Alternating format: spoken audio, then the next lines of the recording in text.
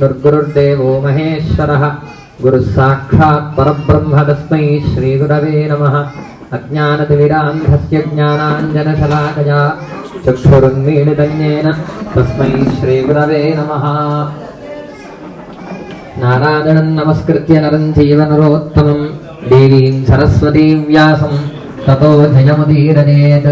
नमोऽस्तु रामाय सलक्ष्मणाय देव्यै च तस्यै जनकात्मजायै। नमोऽस्तु रुद्रेन्द्रजमानिलेभ्यो नमोऽस्तु चन्द्रार्कमरुद्गणेभ्यः। उल्लङ्घ्य सिन्धोः सलिलं सलीलं यशोकवह्निं जनकात्मजायाः। आदाय तेनैव ददाह लङ्कान् नमामि तं प्राञ्जलिराञ्जनेयं। मनोजवं मारुततुल्यवेगं जितेन्द्रियं बुद्धिमतां वरिष्ठं वातात्मजं वानरयूथमुख्यं श्रीरामदूतं शिरसा नमामि। శ్రీరామచంద్రపరబ్రహ్మణే నమః। ఈరోజు చక్కగా ఆచరిస్తూ ఉన్నటువంటి వ్రతం ఋషి పంచమి వ్రతం, లక్షవర్తి వ్రతం, అలాగే సహస్ర కమలవర్తి వ్రతం, మొత్తం 3 వ్రతాలని, ఉత్కృష్టమైనటువంటి 3 వ్రతాలని ఆచరిస్తూ ఉన్నారు. ఇప్పటి వరకు జరిగినటువంటి పూజ అర్చన అందరూ కూడా జరిగించి ఉన్నారు. అయితే ఇప్పటి నుంచి అంటే ఇక్కడ దాకా ఒక లెక్క, ఇక్కడ నుంచి మరొకటి. ఎందుకంటే ఒక మెట్టు పైకి ఎక్కబోతున్నామండి. ఎందుకంటే చెయ్యడం ఎంతవరకు, చేసిన దాని గురించి తెలుసుకోవడం అంత ముఖ్యం. జ్ఞాత్వా కుర్వీత కర్మాణి గీతావాక్యం. గీతాచార్యుల వారు మనకు చెప్పినటువంటి జగద్గురువులు శ్రీకృష్ణ పరమాత్మ మనకు బోధించినటువంటి వాక్యం జ్ఞాత్వా కుర్వీత కర్మాణి.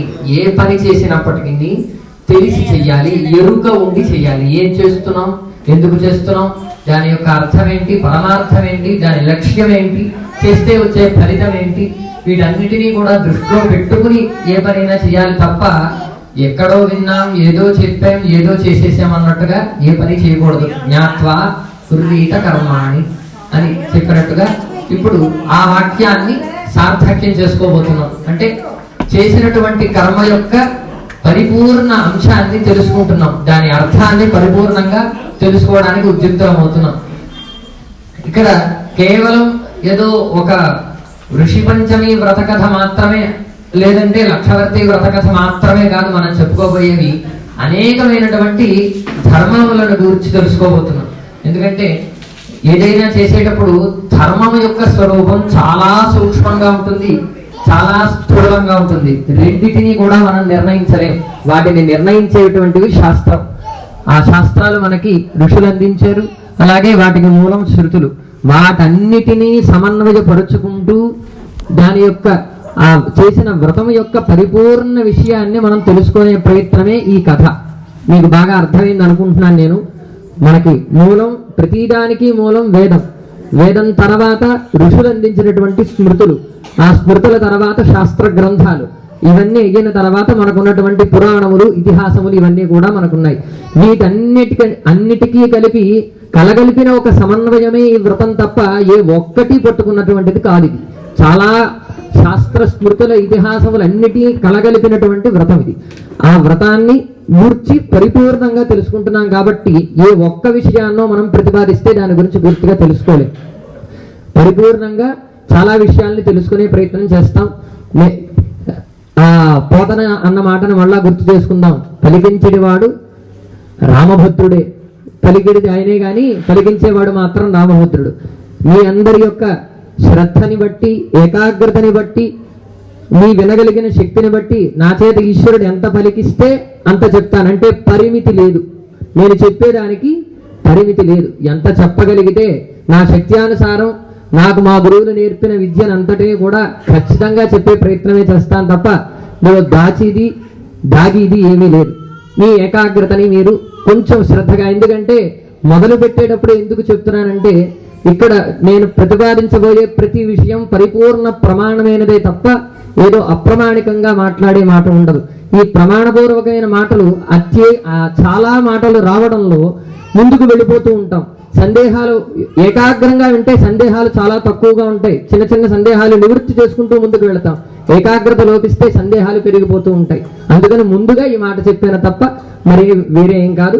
కొంచెం ఏకాగ్రతని మీరు ఇక్కడ ఉంచగలిగితే చక్కగా అనేకమైనటువంటి విషయాలను మనం తెలుసుకుంటూ ముందుకు వెళదాం. ఈ ఈ లక్షవర్తి వ్రతం అలాగే ఋషి పంచమి వ్రతం, ప్రధానంగా ఋషి పంచమి వ్రతం చాలా ముఖ్యమైనటువంటి వ్రతం. ఈ ఋషి పంచమి వ్రతానికి మిగిలిన అన్ని వ్రతాలకి కూడా కొంచెం భేదం ఉంటుంది. ఇక్కడ భేదము అంటే వేరే ఎక్కడి నుంచో వచ్చేదేం కాదు, కానీ చిన్న భిన్నత్వం. దైవత్వాన్ని ఋషుల యందు దర్శిస్తాం. ఋషి పంచమి వ్రతానికి అధిష్టాన దేవతలు ఉండరు, ఋషులే ఉంటారు. అంటే ఋషులనే అర్చిస్తారు. సప్త ఋషులు మొత్తం కశ్యపుడు, అత్రి, భరద్వాజుడు, విశ్వామిత్రుడు, గౌతముడు, జమదగ్ని, వశిష్ఠుడు, అలాగే లోపాముద్రతో ఉన్నటువంటి అగస్త్య మహర్షి, యమున, ఇలా మొత్తం 10 మందిని అందులో ఆవాహన చేసి పూజ చేస్తాం. అయితే అలాగే అరుంధతీ దేవుని కూడా అదే మండపంలో ఆవాహన చేసి పూజ చేస్తారు. మొత్తం ఆ ఋషి పంచమి వ్రతంలో ప్రధానంగా అర్చించేటువంటిది ఎంతమందిని అంటే 10 మందిని. యమున పూజతో ప్రారంభమై కశ్యపోత్రి భరద్వాజుల ద్వారా మొత్తం సప్త ఋషులకి పూజ చేసిన తర్వాత లోపాముద్రతో కూడినటువంటి అగస్త్య మహర్షి అర్చన చేసుకుని తదనంతరం అరుంధతీ దేవి పూజతో కూడా చేసి అయిన తర్వాత సవిష్టి పూజ చేస్తారు. ఈ ఋషి పంచమి వ్రతంలో అనేకమైనటువంటి రహస్యాలని మనకి బోధించి ఉన్నారు. వాటన్నిటినీ తెలుసుకునే ప్రయత్నం చేస్తూ ముందుగా ఈ వ్రతం ఎలా ప్రారంభమైంది అనేటువంటి విషయాన్ని మనం తెలుసుకునే ప్రయత్నం చేద్దాం. శ్రుతాని దేవదేవేశ వ్రతాని శుభభూని చ సాంప్రతం మే సమాచక్ష్వ వ్రతం పాప ప్రణాశనం. మనకి మహాభారతం అనేకమైనటువంటి చక్కని ధర్మాల్ని తెలియజేయడానికి మూలం మహాభారతం. దానికి భారవత్వాత్ భారతం. ముందు భారతం గురించి చెప్పుకోవాలి, ఎందుకంటే ఈ కథ భారతం నుంచే ప్రారంభమవుతుంది. ఈ ఋషి పంచమి వ్రత కథ భారతం నుంచి ప్రారంభమవుతుంది. ఆ భారతం గురించి ఒక మాట తెలుసుకుని ఆ తర్వాత దాని గురించి తెలుసుకునే ప్రయత్నం చేద్దాం. భారతంలో అవతారికలు ఏం చెప్తారంటే ధర్మే చార్థే చ కామే చ మోక్షే చ భరతర్షభ యదిహాస్తి తదన్యత్ర ఎన్నేహాస్తి నతత్ క్వచిత్ అని ప్రారంభం చేస్తారు. ఇది అవతారిక, మహాభారత గ్రంథానికి అవతారిక. 1,00,000 శ్లోకాలు ఉన్నటువంటి ఆ భారతానికి ముందు ఈ అవతారికలో వ్యాస మహర్షి ఏం చెప్పాడంటే ఇందులో ఉన్నదే ఎక్కడైనా ఉంటుంది, ఇందులో లేనిది ఇంకెక్కడా లేదు అన్నాడు ఆయన. అదెలా కుదురుతుందండి? ఒక మహాభారతం లాంటి ఒక ఇతిహాసం ఉందంటే దానిని అంత చక్కగా ఇందులో ఉన్నది ఇందులో లేనిది ఎక్కడా లేదు, ప్రపంచం అంతా ఇందులోనే ఉందని చెప్పాడు వ్యాస మహర్షి. ఎలా చెప్పగలిగాడు ఆయన మాట అంటే దానికి ముందు మాట ఉంది. ఏంటంటే ధర్మేచ అర్థేచ కామేచ మోక్షేచ భరతర్షభ అన్నారు ఆయన. అంటే ధర్మ అర్థ కామ మోక్షములు, వీటినే మనం పురుషార్థములు అంటాం. మనం సంకల్పం చెప్పుకునేటప్పుడు ఇవి వీటితోనే ప్రారంభం అవుతుంది. ఇక్కడ కొంచెం బాగా డెప్త్కి వెళుతూ ఉంటాం. ప్రతి పాయింట్ ముఖ్యమైనది. ఇక్కడ ఈ పాయింట్ మొదలు పెడితే దీనికి కనెక్షన్ ఇంకెక్కడో ఉంటుంది. కొంచెం బాగా దృష్టిని పెట్టి వినడానికి ప్రయత్నం చేయండి. అంటే పురుషార్థాలు 4 ఏమిటయ్యా అంటే ఇవి ధర్మము, అర్థము, కామము, మోక్షం. మనం చతుర్విధ ఫల పురుషార్థ సిద్ధ్యర్థం అనే సంకల్పం చెప్తాం. దీనిని మించిన సంకల్పం మరొకటి లేదు. అంటే ముందు ధర్మాన్ని ఆచరించి ధర్మము ద్వారా అర్థాన్ని పొంది, అర్థము అంటే కేవలం డబ్బు ఒకటే కాదు, భౌతికమైన వస్తు సంపద అంతా కూడా అర్థము కిందే లెక్క వస్తుంది.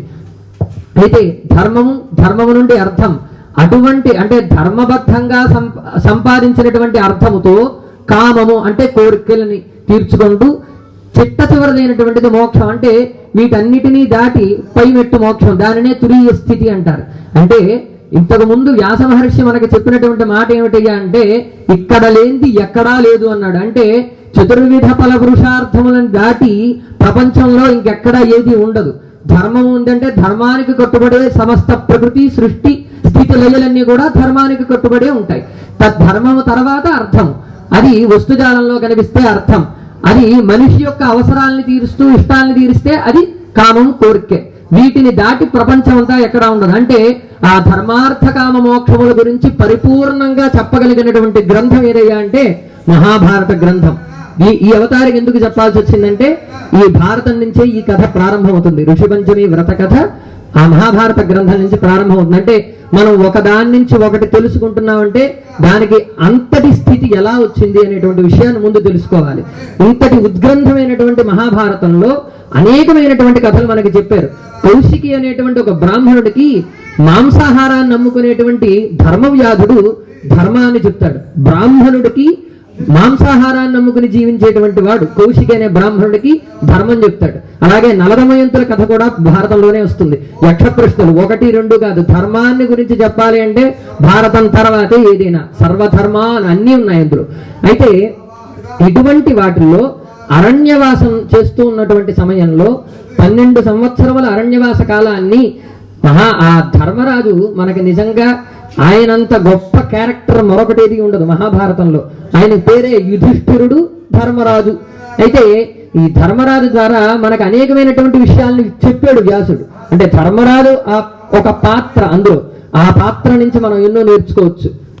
దాన్ని గనక ఇతిహాసంగా తీసుకుంటే ఆ ధర్మరాజు 12 సంవత్సరాల అరణ్యవాసంలో ఏ ఒక్కరోజు కూడా సత్సాంగత్యాన్ని వీడి దూరంగా ఉండలేదండి ఆయన. సత్సాంగత్యము అంటే అది ఎక్కడి నుంచో ఊడిపడేది కాదు. ఆ ధర్మరాజు అరణ్యవాసం చేసిన నాడు అయితే శ్రీకృష్ణ పరమాత్మ లేదా తమ కులగురువైనటువంటి ధౌమ్యుడు ఇలా అనేకమైనటువంటి చక్కటి సత్పురుషులను అందరినీ సేవించి వారందరి నుండి కూడా ధర్మాన్ని సంగ్రహించట. ఆ ధర్మ సంగ్రహమే ఇప్పుడు మనం వినబోతున్నటువంటి ఋషిపంచమి వ్రతం. ఒకానొక సమయంలో ఇప్పుడు నేను ప్రారంభం చేసినటువంటి శ్లోకం శ్రుతాని దేవదేవేశ వ్రతాన్ని సుబహూనిచ బహూనిచ అంటే అనేకమైనటువంటివి. అప్పుడు ధర్మరాజు అంటున్నట్ట, ఓ పరమాత్మ నువ్వు చెప్పినప్పుడు నేను విన్నటువంటి వ్రతాలు అనేకం ఉన్నాయి. వ్రతాన్ని సుబహూనిచ, నువ్వు ఎన్నో వ్రతాలు చెప్పేవయ్యా, అన్నీ విన్నాను నేను, చాలా వ్రతాలు విన్నాను. అయితే మరొక్క వ్రతం ఏదైనా ఉంటే చెప్పమని అడిగట. ఎంత ఆ ప్రశ్న అడగాలంటే ఎంత పట్టుండాలి. ఎన్నో వినేసాడు ఆయన. అప్పటికే చాలా వ్రతాలు విన్నాడు, చాలా ధర్మాలు విన్నాడు, చాలా కథలు విన్నాడు, ఎన్నో నేర్చుకున్నాడు కృష్ణ పరమాత్మ నుంచి. కానీ మరొక్కటి ఏదైనా ఉంటే చెప్పమని అడుగుతున్నాడు ఆయన ధర్మరాజు కృష్ణ పరమాత్మని. అడిగితే ఆ ధర్మరాజు అడిగిన ప్రశ్నకి కృష్ణ పరమాత్మ ఎంతో సంతోషించి ఆయనకు బదులు చెప్తున్నట్ట. ఏమని చెప్పాడయ్యా అంటే, శృణుడు రాజన్ ప్రవక్ష్యామి వ్రతానాం ఉత్తమం వ్రతం ఋషిపంచమీతి విఖ్యాతం సర్వపాపహరం శుభ్రం. ఓ రాజా, నువ్వు అడిగినటువంటి ప్రశ్న చాలా బాగుందని చెప్పి ముందు ఇక్కడ మనకు ప్రధానంగా ఏ కథకైనా సరే మనం బాగా గమనించినట్లయితే 2 ప్రత్యేకతలు ఉంటాయండి. ఏమిటా ప్రత్యేకతలు అంటే, ఒకటి చెప్పేవాడు, 2 వినేవాడు. చెప్పేవాడు ఉండాలి, వినేవాడు ఉండాలి. ఇవి 2 లేకపోతే ఏది లోకానికి చెందదు. వారిద్దరి మధ్యనే ఉండిపోతుంది అది. మనం ఏ వ్రతమైనా చూడండి, వరలక్ష్మి వ్రతం చూసుకుంటే చెప్పినవాడు ఈశ్వరుడు, విన్నది అమ్మ పార్వతీదేవి. అలాగే సత్యనారాయణ వ్రతం ఉంది, చెప్పినవాడు వైకుంఠంలో విష్ణుమూర్తి, విన్నవాడు నారద మహర్షి. అలాగే మళ్ళా దాన్నే సూత మహర్షి శౌనకాది ఋషులకి చెప్పారు. అంటే ఇద్దరు లేకపోతే ఏదైనా సరే లోకానికి తెలియదండి. ఆ ఇద్దరు ఎవరయ్యా అంటే, ఒకటి చెప్పేవాడు వక్త, 2 వినేవాడు శ్రోత. అయితే ఈ శ్రోతకు ఉండాల్సినటువంటి లక్షణం ఏమిటయ్యా అంటే, ప్రధానంగా తపస్సు చేస్తున్నాను అనేటువంటి భావనతో వినాలి. శృణ్వన్ తపః వేదవాక్యం. అదేదో కేవలం ఎక్కడి నుంచో ఒక శ్లోకం అల్లి చెప్పింది కాదు. శృణ్వన్ తపః అంటే తపస్సు చేస్తున్నట్టుగా వినాలట. అంటే రామనామాన్ని తపస్సు చేయడం ఎంతో, రాముని గూర్చి ధర్మాన్ని గూర్చి ఆ రామచరిత్రని గూర్చి వినడం కూడా ఒక తపస్సే. అంటే ఏదైనా సరే వింటున్నాము అంటే దానిని తపస్సుగా భావన చెయ్యాలి. కేవలం చెప్తున్నారు వింటున్నాం అనేటువంటి భావనతో కాకుండా దాన్ని తపస్సుగా చేయాలి. వింటే, సరిగ్గా వింటే 7 రోజుల్లో పరీక్షణ్ మహారాజు గారు ముక్తి పొందేశారు. అంటే వినడం అంటే అంత పరీక్షణ్ మహారాజులా వినగలిగితే మనకి సుఖయోగీంద్రుడు వచ్చి చెప్తాడు. అంటే మన వినడాన్ని బట్టి ఉంటుంది ఎప్పుడైనా సరే. పరీక్షణ్ మహారాజు గారు అంత సాధకుడు కాబట్టి, ఆయన అంతలా వినగలిగాడు కాబట్టి, 7 రోజుల్లో ముక్తి పొందగలిగేవాడు కాబట్టి సుఖయోగీంద్రుడు చెప్పాడు. మరొకరు చెప్తారు. ఎవరు ఎలా చెప్పినప్పటికీ కూడా చెప్పేవాడిని కన్నా చెప్పేదాని మీద ఎక్కువ ఏకాగ్రతని ఉంచి ఆ విషయాన్ని పరిపూర్ణంగా బుద్ధికి అవగాహన చేసుకునేలా ఉండాలి వినేవాడు ముందు. ఇది వినేవాడి యొక్క లక్షణం. ఇక చెప్పేటువంటి వాడి లక్షణం ఏమిటయ్యా అంటే, నేను చెప్తున్నాననేటువంటి భావనతో కాక ఈశ్వరుడు పలికిస్తున్నాడని ఉండాలి. తాను చెప్పేదానికి తాను కట్టుబడి ఉండాలి. ధర్మాన్ని తప్పించి చెప్పకూడదు. ఏదైనా సరే ధర్మం ఏదో అదే చెప్పాలి. అందువల్ల ఇవి 2 తెలుసుకున్నప్పుడు ముందుకు వెళితే నేనేం చెప్తున్నానో, మీరేం వింటున్నారో, ఎలా వినాలో, మీకు ఎలా చెప్పాలో నాకు ఒక మాట స్మరించుకున్నట్టు ఉంటుంది. కాబట్టి ప్రస్తావనకు వచ్చాం. ఇక్కడ చెప్పేటువంటి వారు ఎవరయ్యా అంటే, జగద్గురువు శ్రీకృష్ణ పరమాత్మ వినేటువంటి వాడు ధర్మరాజు, పేరులోనే ధర్మం ఉంది, ధర్మరాజు. ఆయన వింటున్నాడు. ఆయన వింటుంటే చక్కగా చెప్తున్నాడు. ఆయన ముందు చెప్పాడు, శృణు రాజన్ ప్రవక్ష్యామి, చక్కగా వినవయ్యా అని చెప్పాడు. అంటే ఎటువంటి ఇతరములైన ఆలోచనలు లేకుండా ఎక్కడో మనస్సు ఉండి, అంటే బాడీ ప్రెసెంట్ మైండ్ ఆబ్సెంట్ అనేటువంటి ఆ స్థితిలో కాకుండా చక్కగా నీ శరీరాన్ని నీ మనస్సుని ఇక్కడ లగ్నం చేసి ఏకాగ్ర చిత్తంతో వింటే నీకు ఇది అర్థమవుతుందయ్యా అని చెప్పి ఒక్క మాట జాగ్రత్త చెప్పాడు కృష్ణ పరమాత్మ. ఎవరికండి? మనక ధర్మరాజుకి జాగ్రత్త చెప్పాడంటే వినేదాని ఎంత ఏకాగ్రత అవసరమో మనం ఇక్కడ ఒక మాట తెలుసుకోవాల్సిన అవసరం ఉంది. అయితే అది చెప్పిన తర్వాత అప్పుడు ఋషి పంచమి వ్రతాన్ని గురించి చెప్పాడు ఆయన. ఏంటి అయ్యా అంటే అసలు ఈ ఋషి పంచమి వ్రతం ఏంటి, దీన్ని ఎవరు ఆచరించారు, దాని వివరణ అంతా కూడా చెప్పడం ప్రారంభం చేశాడు. ఏదైనా ఋషి పంచమి ఇది విఖ్యాతం, ముందు వ్రతం పేరు చెప్పారు. ఋషి పంచమి ఇది విఖ్యాతం. ఈ వ్రతం పేరు ఏమిటయ్యా అంటే యోగ్యమైనటువంటి అనేక వ్రతాలలో ఇది కూడా ఒకటి. దీని పేరు ఋషి పంచమి. ఇది సర్వపాపహరం శుభం, అన్ని పాపములను నశింపజేసి శుభాల్ని కలుగజేసేటువంటిది ఈ వ్రతం అని చెప్పారు. ఆ తర్వాత ఏన వ్రతేన రాజేంద్ర నరకం నైవ పశ్యతి అత్రేవోదాహరణం వక్ష్యే ఇతిహాసం పురాతనం. మళ్ళా చెప్తున్నాడు కృష్ణ పరమాత్మ, ఓ రాజా, ఈ వ్రతం కనుక చేసినట్లయితే వాళ్ళు నరకాన్ని చూడబోరయ్యా, వాళ్ళకి నరకంతో ఎటువంటి బాధ ఉండదు, వాళ్ళు చక్కగా ఉత్తమమైనటువంటి సద్గతులు కలుగుతాయి ఈ వ్రతం చేసినటువంటి వారికి అన్నారు. అంటే చిట్ట చివర ఎక్కడికి తీసుకెళ్లారండి అంటే ఈ శరీరంతో వ్రతం చేస్తున్నప్పటికీ నరకంలో మనం ఈ శరీరంతో బాధలు అనుభవించాం. ఇక్కడ చాలా విషయాలు ఉంటాయి, కొంచెం డెప్త్కి వెళతాం, బాగా ఏకాగ్రంగా వినండి. మనకి శరీరము అనగానే సాధారణంగా మనకి ఇది మాత్రమే గుర్తొస్తుంది, ఈ భౌతిక శరీరం మాత్రమే మనకి గుర్తొస్తుంది. కానీ మనకున్నటువంటి శరీరాలు 3, ఒకటి కాదు, మనకున్న శరీరాలు 3. వాటిని స్థూల సూక్ష్మ కారణ శరీరాలు అంటారు. మనకి శృంగగిరి పీఠాధీశుల్లో ఒకరైనటువంటి విద్యారణ్య మహాస్వామి వారు వేదాంత పంచదశి అని ఒక గ్రంథాన్ని రాశారు. ఆ వేదాంత పంచదశిలో 5వ అధికరణంలో వారు ఈ శరీరముల గురించి ఒక ప్రత్యేక వివరణ అందించారు. అంటే శృంగగిరి పీఠాధిపతులను ఎందుకు నేను చెప్పానంటే శంకరాచార్యుల వారి పరంపరలో వచ్చినటువంటి వారు ఆయన 12వ పీఠాధిపతి విద్యారణ్య మహాస్వామి వారు.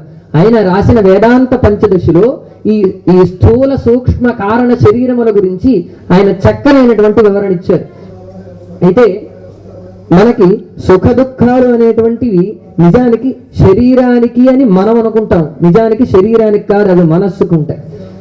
ఇక్కడ ఈ 3 శరీరాల యొక్క భేదం తెలిస్తే ఆ విషయం కూడా తెలుస్తుంది. మనకు ఉన్న శరీరాలు ఏంటండి?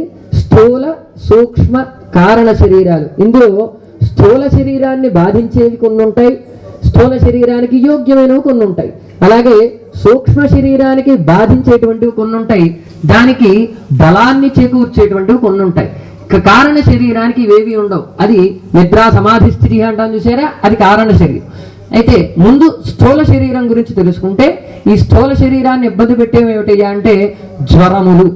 మనకి సంకల్పం చెప్పేటప్పుడు సాధారణంగా అందరికీ తెలిసినవే వ్యాధులు ఈ శరీరానికి వస్తూ ఉంటాయి. జ్వరం, వాతం, పిత్తం, కఫం, అలాగే ఇలా అనేకమైనటువంటి రోగాలు శరీరానికి వస్తూ ఉంటాయి. ఇవి దేనిని ఇబ్బంది పెడతాయి అంటే స్థూల శరీరాన్ని అవి ఇబ్బంది పెడుతూ ఉంటాయి.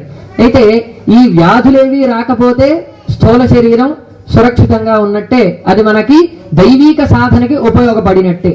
ఇక ఒక శరీరం శుద్ధి అయింది అక్కడ. ఇక 2వ శరీరం ఉంది, అదేమిటయ్యా అంటే సూక్ష్మ శరీరం. ఈ సూక్ష్మ శరీరానికి ఉండేటువంటి బాధలు ఏమిటయ్యా అంటే చాలా బాధలు చెప్పారు, కానీ దానికి ఇంద్రియములు నిగ్రహింపబడి ఉన్నప్పుడు ఈ శరీరానికి ఎటువంటి బాధలు ఉండవు. ఇంద్రియములు కనుక స్వాతంత్రికంగా అనేక చర్యలు చేపడితే అక్కడ చాలా బాధలు కలుగుతాయి. ఇంద్రియ స్వాతంత్రిక చర్యల వల్ల సూక్ష్మ శరీరం ఇబ్బంది పడుతుంది. అంటే చూడకూడనివి చూడడం, వినకూడనివి వినడం, ఇలాంటివి.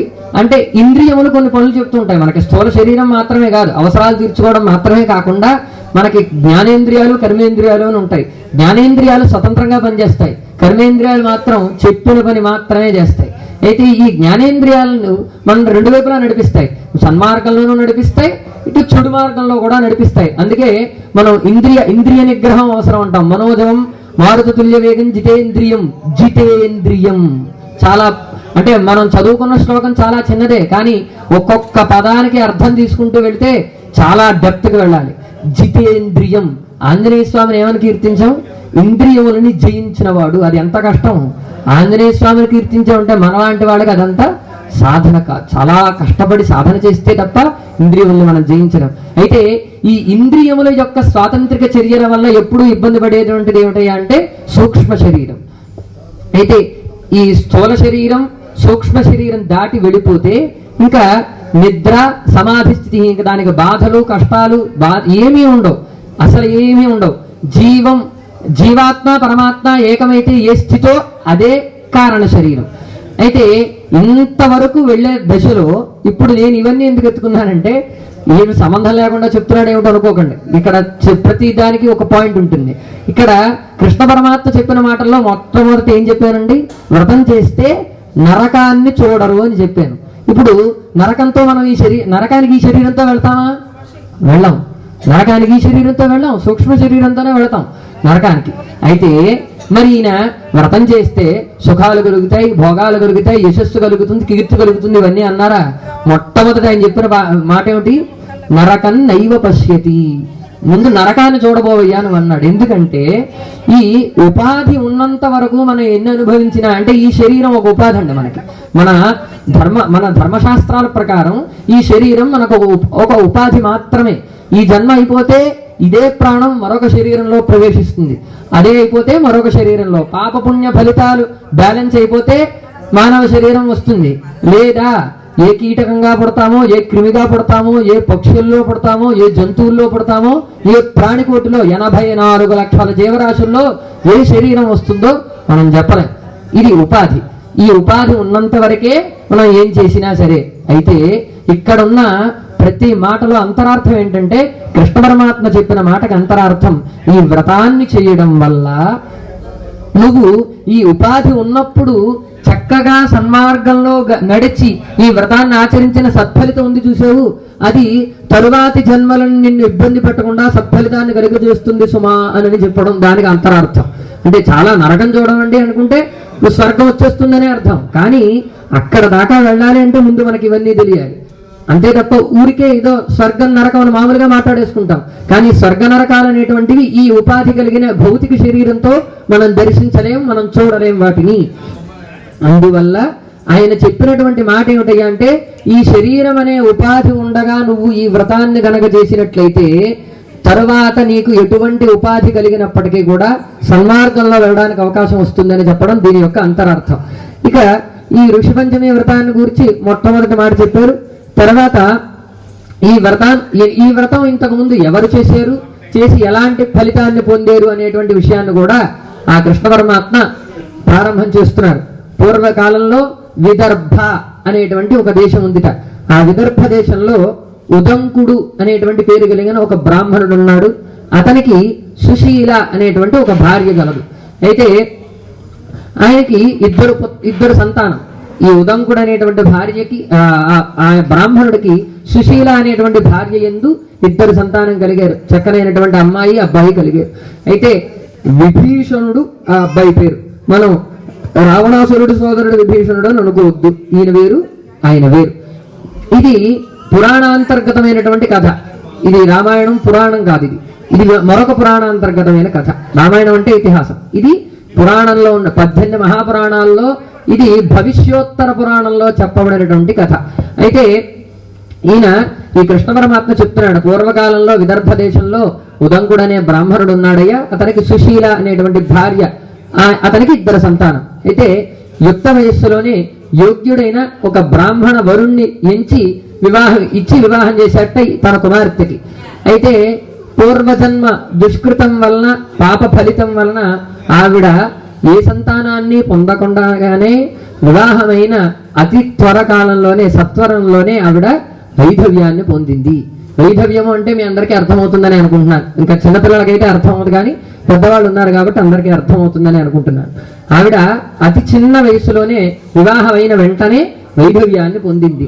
మనకున్నటువంటి ఆశ్రమ ధర్మాల ప్రకారం ఏమిటయ్యా అంటే ఒక స్త్రీని ఎక్కడెక్కడ సంరక్షింపబడుతుంది, ఏ సందర్భాలలో ఎక్కడెక్కడ ఉండాలి అనేటువంటి విషయాన్ని మనం ఇక్కడ ప్రస్తావించుకుంటే, ఇప్పుడు ఆడపిల్ల విషయం కాబట్టి చెప్తున్నానండి, అంతకన్నా కాదు. ముందుగా తన తండ్రి దగ్గర కుమార్తెగా అంటే పుత్రికగా తండ్రి దగ్గర ఉండాలి. పెళ్ళైన తర్వాత భర్త దగ్గర, ఆ తర్వాత తన కుమారుడి దగ్గర సంరక్షింపబడుతుంది ప్రతి స్త్రీ. కానీ ఏదైనా ఒక దురదృష్టవశాత్ ఏదైనా ఒక దుర్ఘటన సంభవించినప్పుడు, వైధవ్యాన్ని పొందినప్పుడు తిరిగి పుట్టింటికి రావాల్సినటువంటి అవకాశం ఉంది. సంతానం లేనప్పుడు తండ్రే ఆమెను కాపాడాలి, ఆమెను సంరక్షించాల్సినటువంటి పూచి తండ్రికే ఉంటుంది. అందువల్ల ఈ వైధవ్యాన్ని పొందిన తన కుమార్తెని తీసుకుని ఈ ఉదంకుడు గంగా నదీ తీరంలో ఒక ఆశ్రమాన్ని ఏర్పాటు చేసుకుని అక్కడే ఉంటూ తాను చక్కగా వేదాధ్యయనం, తన దగ్గర ఉన్నటువంటి శిష్యులందరికీ వేద పాఠాలన్నీ బోధిస్తూ ఆయన యజ్ఞాలన్నీ చేస్తున్నాడు. తన కుమార్తె ఈ యజ్ఞానికి కావాల్సినటువంటి సంభారాలన్నీ కూడా అందిస్తూ చక్కగా సహాయం చేస్తోంది తండ్రికి ఈ కుమార్తె. అయితే ఇక్కడ పరిస్థితి ఇలా ఉండగా ఒకానొక రోజున ఈ కుమార్తె అడవికి వెళ్ళి పువ్వులు తేవడం, రోజు చేసేటువంటి పనులు, నిత్య నైమిత్తిక కర్మలు తండ్రికి ఏ విధంగా సహాయపడాలో ఆ విధంగా ఎప్పటికప్పుడు ఆమె సహాయపడుతోందిట. అయితే ఒకరోజు అరణ్యం నుంచి ఆవిడ వస్తూ అలసిపోయి ఒక శిల మీద నిద్రించింది. ఆ నిద్రించిన సమయంలో ఆవిడ్ని క్రిమికీటకాదులన్నీ ఆవరించేయట. ఈవిడ ఎంతకీ ఇంటికి రాకపోవడంతో తన ఈ గురువు వద్ద ఉన్నటువంటి శిష్యులందరూ కూడా ఒక మాట అలా వెళ్ళి, ఏ మార్గంలో అయితే ఈ గురుపుత్రిక వెళ్ళిందో వాళ్ళు శిష్యులందరూ అక్కడికే వెళ్ళి చూసేట. ఆ శిల మీద గురుపుత్రిక పడి ఉంది. క్రిమికీటకాదులన్నీ కూడా శరీరాన్ని ఛిద్రం చేసి రక్తసిక్తమై ఉంది ఆవిడ యొక్క శరీరం, ఈ కుమార్తె యొక్క శరీరం. చూశారు, చాలా బాధపడ్డారు. వెంటనే గురుపత్ని అయినటువంటి ఆ సుశీలకి విషయాన్ని తెలియజేశారు. వెంటనే సుశీల వచ్చి తన కుమార్తెని ఆ క్రిమికీటకాదుల్ని అన్ని దులిపివేసి ఇంటికి తీసుకువెళ్ళి చిత్తకు సంరక్షణ చేస్తోంది తల్లి. చేస్తూ తన భర్త అయినటువంటి ఉదంకుణ్ణి కొన్ని ప్రశ్నలు వేసిందిట. ఆ భార్య ఈ సుశీల ఉదంకుణ్ణి కొన్ని ప్రశ్నలు వేసిందిట. ఈమె చాలా యోగ్యుడైనటువంటి నీ వంశంలో, ఒక బ్రాహ్మణ వంశంలో యోగ్యురాలిగా నీ గర్భాన్న నీకు పుత్రికగా జనించిందయ్యా ఈమె. ఇంత యోగ్యత ఉండి కూడా క్రిమికీటకాదుల చేత కుట్టబడేటువంటి పాపం ఏం చేసింది ఈవిడ అంటే, పూర్వజన్మ కృతం పాపం వ్యాధి రూపేణ పీడిత అని మనకు వాక్యం స్మృతి. ఏంటి? పూర్వజన్మలో మనం చేసినటువంటి పాప పుణ్య ఫలితాలని మాత్రమే ఈ జన్మలో సుఖ దుఃఖాలుగా అనుభవిస్తాం తప్ప మనల్ని ఎవరు ఏది చేసేటువంటిది లేదు. ఇది బాగా గుర్తుపెట్టుకోవాల్సిన పాయింట్ అండి. ఒకడు ప్రత్యేకంగా వచ్చి మనల్ని బాధ పెట్టలేడు, ఒకడు వచ్చి మనల్ని సంతోష పెట్టలేడు. మనం చేసినటువంటి పాపపుణ్య ఫలితాలు మాత్రమే ఈ జన్మలో మనకి సుఖ దుఃఖాలని ఆనందాన్ని కలుగజేస్తాయి తప్ప మరొకరెవ్వరూ ఈ విషయాన్ని గురించి కారణం కాదు. మనం అనుభవించే ప్రతిదానికి మనమే కారణం తప్ప మరొకరెవరూ లేరు. అధ్యాత్మ రామాయణంలో ఈ విషయాన్నే చెప్తారు. ఆధ్యాత్మ రామాయణంలో ఆ రామచంద్రమూర్తి ఓ మాట చెప్తాడు, సుఖస్య దుఃఖస్య నకోపి దాత పరోదదాతి ఇది కుబుద్ధిరేష అంటారు.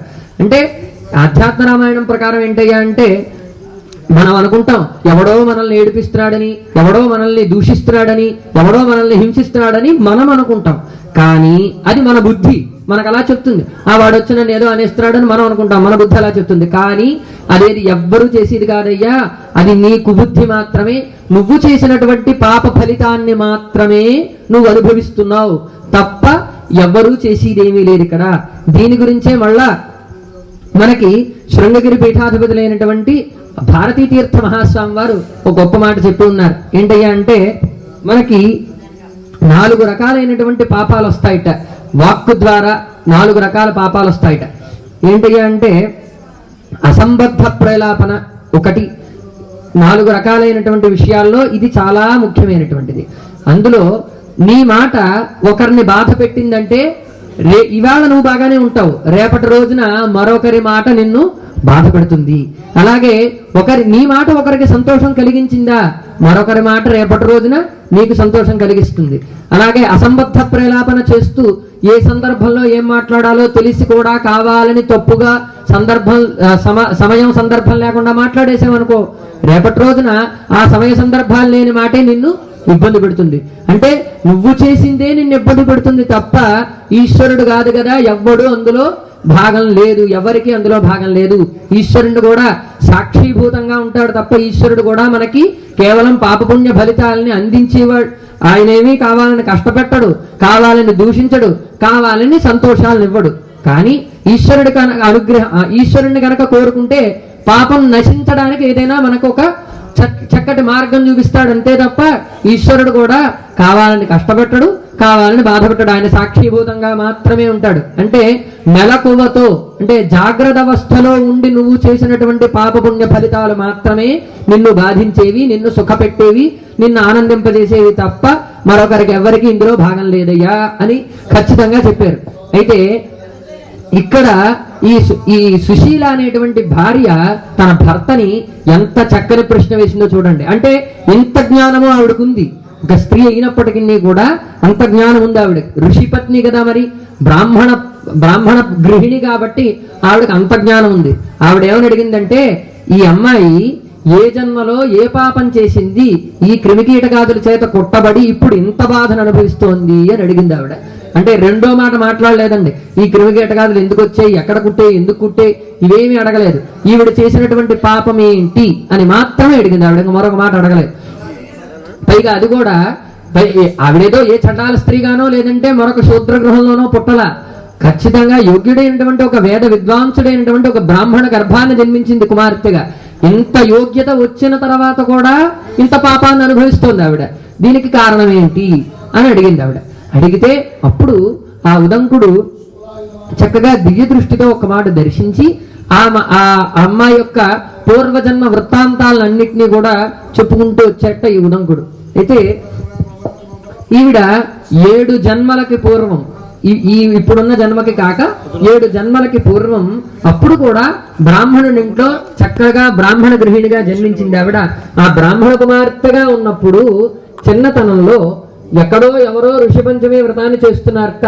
చేస్తూ ఉంటే ఆవిడ చూసి దండం పెట్టలేదు సరిగదా, దూషించింది. ఇలాంటి వ్రతాల వల్ల ఎటువంటి ఉపయోగం ఏం లేదని హేతువాదం ఇప్పుడు మనం చూస్తూ ఉంటాంగా, హేతువాదులు. అలాగే ఆవిడ కూడా అంది, ఏం అక్కర్లేదు, ఇలాంటివి ఏం అక్కర్లేదు, ఈ వ్రతం తప్పు, ఇది దీనివల్ల ఏం ఉపయోగం లేదని ఆవిడకు వచ్చిన 4 మాటలు వ్రతం దగ్గరకు వచ్చి అనేసి వెళ్ళిపోయింది. అయితే ఆ పాప ఫలితాన్ని 7 జన్మల తర్వాత ఈ క్రిమికీటకాదులు శరీరాన్ని ఛద్రం చేసినటువంటి ఈ విధంగా అనుభవిస్తోంది ఆవిడ పాప ఫలితాన్ని. అదేమిటండి, వ్రతాన్ని దూషిస్తే పాప ఫలితాన్ని అనుభవిస్తోంది. కానీ అక్కడ చాలా ముఖ్యమైన పాయింట్ ఒకటి ఉంది. ఏంటి అంటే, ఆవిడ వ్రత దూషణ చేసినా, వ్రతాన్ని చూసి నమస్కారం చేయకుండా ఉన్నా సరే ఆ ప్రాంగణానికి వచ్చింది చూశారు, అందువల్ల 7 జన్మల తర్వాత మళ్ళా బ్రాహ్మణుడు కుమార్తెగా జన్మించింది. అది పుణ్య ఫలితం అంటే మనకి తెలియదు, మనం పట్టుకోలేం. ఇదే అంటే తెలియదు ఆవిడికి. ఋషి పంచమి వ్రతం అంటే తెలియదు, దాన్ని ఆచరించగా వస్తే ఫలితం తెలియదు, ఏమీ తెలియదు, దాని ప్రాముఖ్యత తెలియదు. కానీ ఆ ప్రాంగణానికి వచ్చింది, దండం పెట్టలేదు, దూషించింది, అయినా సరే బ్రాహ్మణ జన్మ వచ్చింది. ఆ ప్రాంగణానికి అంత పవిత్రత ఉంటుంది. అంటే ఒక వ్రతం జరుగుతోంది అంటే ఆ చుట్టుపక్కల ఆ దైవిక శక్తులన్నీ కూడా అక్కడ ఉన్నటువంటి ఆ ప్రాంగణంలో ఉంటాయి ఖచ్చితంగా. అక్కడికి వచ్చినప్పుడు తగు నియమాలతో, తగినటువంటి మాటలతో, తగు శ్రద్ధ తీసుకుని ఇక్కడ ఉండకపోతే అటువంటి పాపాలు మనం కూడా అనుభవించాల్సి వస్తుంది. అంటే పుణ్యము పాపము రెండు తెలియకుండానే మనకు వచ్చేస్తాయి. కానీ దాన్ని ఎలా అనుభవిస్తామో కూడా ఈశ్వరుడు కూడా చెప్పలేడు. మనం చేసిన పాపాన్ని మనం ఎలా అనుభవిస్తామో వాళ్ళే చెప్పాలి. అంతే తప్ప మనం అనుభవించేయాలంటే ఇంకెప్పుడు చెప్పలేడు దాన్ని. ఇప్పుడు ఇక్కడ 2 మనం బాగా గుర్తుపెట్టుకోవాలి. ఆవిడ ప్రాంగణానికి రావడం వలన చక్కగా యోగ్యుడైన బ్రాహ్మణ కుటుంబంలో జన్మించింది. కానీ దూషించడం వలన, నమస్కరించకపోవడం వలన ఈ క్రిమికీటకాదుల చేత కొట్టబడి శరీరం అంతా ఛద్రం చేయబడి అనేకమైనటువంటి బాధని, కష్టాన్ని అనుభవిస్తోంది ఆవిడ. అయితే ఈ విధమైనటువంటి ఈ విషయాన్ని తెలుసుకున్న ఆ ఉదంకుణ్ణి మరొక ప్రశ్న వేసింది ఈవిడ. మీరు చెప్పినటువంటి ఋషి పంచమి వ్రతం ఏంటి, దానివల్ల ఫలితం ఏంటి, అసలు దీని లెక్క ఎక్కడ చెప్పబడింది, దీని విధానం ఏంటి, ఇవన్నీ కూడా ఆవిడ అడిగింది. అయితే ఇంకొకటి కూడా అడిగింది ఆవిడ. ఏంటంటే ఈ ఋషి పంచమి వ్రతం ప్రత్యేకంగా స్త్రీల కోసం చేయబడేటువంటి వ్రతం, స్త్రీల కోసమే ఉద్దేశింపబడి చెప్పబడినటువంటిది. అంటే రజోదోషం ఏదైతే స్త్రీల శరీరాన్ని ఆవహించి ఉంటుందో తద్దోష పరిహారార్థం చేసేటువంటి వ్రతం ఇది. అందువల్ల ఈ వ్రతాన్ని ఆవిడ తిరస్కరించడం వల్ల ఈ బాధనంతా అనుభవిస్తోంది అయితే అని చెప్పాడు. చెప్పిన తర్వాత ఈ బ్రాహ్మణ పత్ని మళ్ళా అడుగుతోందిట, మీరు చెప్పినటువంటి విషయాలన్నీ కూడా చాలా బాగున్నాయండి, కానీ ఇక్కడ ఈ వ్రతం అసలు ఎలా పుట్టింది, ఏమిటి ఈ విషయాలు, ఇవన్నీ కూడా చెప్పవలసి ఉందని అడిగిందిట. అయితే ఈవిడ ఈ పాపాన్ని అనుభవించడానికి ఇదొకటే కారణం కాదట, మరొక కారణం కూడా ఉందిట. ఏమిటంటే ఆవిడ బాల్యంలో, ఈ జన్మలో కాక ముందు గత జన్మలలో ఈ క్రిమికీటకాదుల చేత కొట్టబడినటువంటి ఈ బ్రాహ్మణ కుమార్తె తెలియక రజోదోషంలో ఉన్నప్పుడు తను గృహ కార్యాలన్నీ కూడా నిర్వర్తించింది. అది నిషిద్ధం. మనకి 3 రోజులు మనకి దానికి ప్రమాణం ఏమిటయ్యా అంటే, మొదటి రోజు చండాల స్త్రీతో సమానం. బ్రహ్మహత్య ప్రథమేహని చండాలి, ద్వితీయే బ్రహ్మఘాతిని, తృతీయే రజకీ ప్రోక్త, చతుర్థేహని శుద్ధ్యతి. మొదటి రోజు చండాల స్త్రీ, రెండవ రోజు బ్రహ్మహత్యా దోషం చేసినటువంటి దానిగా, మూడవ రోజు చాకలి స్త్రీగా, నాలుగవ రోజు పరిపూర్ణ శుద్ధురాలవుతుంది అని చెప్పి మనకి పురాణంలో చెప్పబడింది. అయితే ఈ రజోదోషంలో ఉన్నప్పుడు తెలిసి తెలియక గృహ కార్యాలన్నీ చేయడం, పాత్రలు ముట్టుకోవడం, వాటి ద్వారా వంట చేయడం, అలాగే బట్టల్ని నెయ్యడం, ఇటువంటి కార్యాలు, ధాన్య కుట్టన, మనకి సంకల్పంలో పొద్దున్న చాలా ఉంటాయి, ఇంకా చాలా పాపాలు ఉంటాయి, వాటి లిస్ట్ తర్వాత చెప్పుకుందాం. అయితే ఇటువంటి పాపాలన్నీ కూడా ఆ 3 రోజుల్లోనూ నిషిద్ధం. ఇటువంటి కార్యాలు చేస్తే అది పాప ఫలితం, దాన్ని అనుభవించక తప్పదు. అందువల్ల ఈ 2 పాపాలు ఏకమై ఆవిడ ఇటువంటి ఈ బాధను అనుభవిస్తోంది అని చెప్పారు. అయితే అది చెప్పిన తర్వాత మళ్ళీ ఈవిడ అడుగుతోంది ప్రశ్న. చూసా, ఒకదానికొకటి అలా వెళ్ళిపోతూ ఉంటాయి. ఎక్కడ ధర్మరాజు గారు కృష్ణ పరమాత్మ, ఎక్కడ ఉదంకుడు, ఎక్కడ సుశీల, మళ్ళా ప్రశ్నలు. అంటే మనం డెప్త్కి వెళుతున్నాం, చాలా లోతుకు వెళుతున్నాం. కొంచెం ఇందులో ఆవిడ అడిగిన మరొక ప్రశ్న ఏంటంటే, అసలు ఈ స్త్రీలకి రజోదోషం ఎక్కడి నుంచి వచ్చింది, ఎక్కడికి వెళ్ళిందో చూడండి. ఆవిడ పాపం చేసేసిందంటే బాగానే ఉందండి, కానీ అసలు రజోదోషంలో ఉన్నప్పుడు తెలియక చేసింది ఆవిడ. అసలు రజోదోషం ఎందుకు వచ్చింది స్త్రీకి, ఇది నాకు తెలియవలసింది అని అడిగింది ఆవిడ. అడిగితే అప్పుడు ఆయన శ్రీమద్భాగవత మహాపురాణం ప్రకారం ఆ ఇంద్రుడు ఒక రాక్షసుడిని సంహరిస్తాడు. ఆ రాక్షసుడి పేరే వృత్రాసురుడు. ఈ వృత్రాసురుడు అనేటువంటి రాక్షసుడిని ఇంద్రుడు సంహరిస్తాడు. ఇక్కడ దుష్ట సంహారం చేసినప్పటికీ, అంటే రాక్షసుడైన తామస గుణాలతో రాజస గుణాలతో లోకానికంతటికీ చేటు కలిగిస్తున్నటువంటి ఒక రాక్షసుడు. మరి ఆయన్ని సంహరించాడు ఇంద్రుడు. అయితే ఆయనని సంహరించిన ఇంద్రుడికి బ్రహ్మహత్యా దోషం వచ్చిందిట. అదేమిటి మరి, ఇది కుదరదు కదా. ఆయన ఏం చేశాడు, దుష్టుల్ని నివారించాడు, దుష్ట శిక్షణ చేశాడు ఇంద్రుడు, అంతే తప్ప ప్రత్యేకంగా ఏం చేయలేదు. అయినా సరే ఆయనకి బ్రహ్మహత్యా దోషం వచ్చింది. ఎందువల్ల వచ్చింది అని కొంచెం ఏకాగ్రంగా ఆలోచిస్తే మనకి భాగవతంలోనే సృష్టి క్రమం చెప్తారు. బ్రహ్మగారు ముందు ఈశ్వరుడి నుంచి విష్ణువు యొక్క నాభిగమనం నుంచి బ్రహ్మగారి నుంచి ప్రజాపతులు, ఈ ప్రజాపతుల నుంచి సృష్టి అంతా ప్రారంభమైంది. ప్రజాపతుల్లో మొట్టమొదటి వాడు ఎవడయ్యా అంటే కశ్యపుడు. ఈ కశ్యప మహర్షికి 2 భార్యలు, దితి అదితి. మనకి లక్ష్మీ అష్టోత్తర శతనామ స్తోత్రం నామాలు చదివితే అందులో అదిత్యై నమః, దిత్యై నమః 2 నామాలు కూడా ఉంటాయి. అంటే ఇక్కడ 2 భార్యల యందు 2 రకాలైనటువంటి సంతానాన్ని పొందాడు కశ్యప మహర్షి. ఒక భార్య యందు పరమసాత్విక గుణాలతో దైవీక గుణాలు కలిగినటువంటి దేవతా సంతానాన్ని కన్నాడు అదితి యందు. అందుకే సూర్యుడికి, కశ్యపుడికి, అదితికి పుట్టినటువంటి వాడు కాబట్టే ఆదిత్యుడు అని సూర్యుడికి పేరు ఎందుకయ్యా అంటే అదితి యొక్క కుమారుడు కనుక ఆయనకి ఆదిత్యుడు అని పేరు. అలాగే అయితే ఇక 2వ భార్య దితి. ఈవిడ అసుర సంధ్యా సమయంలో ఆయనతో సంగమించడం అనేటువంటి దోషం వలన ఆ అసుర సంధ్య వేళ, అందుకే మనకి చాలా నియమాలు చెప్తారు. అసుర సంధ్య వేళలో చక్కగా దుర్భర్షలాడడం, మాట్లాడడం ఏం లేకుండా మౌనంగా చక్కగా కూర్చుని దీపం పెట్టుకుని రామకృష్ణ అనుకోవాలి తప్ప సంధ్య వేళలో పడుకోవడం, తినడం ఇలాంటివి ఏం చేయకూడదని మనకు కొన్ని నియమాలు చెప్తారు. ఎందుకు చెప్తారంటే అందుకే చెప్తారు. ఇక్కడ మనకి దానికి పర్ఫెక్ట్ ఎగ్జాంపుల్ దానికి కనబడుతుంది. ఈ అసుర సంధ్యా సమయంలో ఈ దితి ఈ కశ్యపుడి ద్వారా సంతానాన్ని పొందడానికి ప్రయత్నం చేస్తుంది.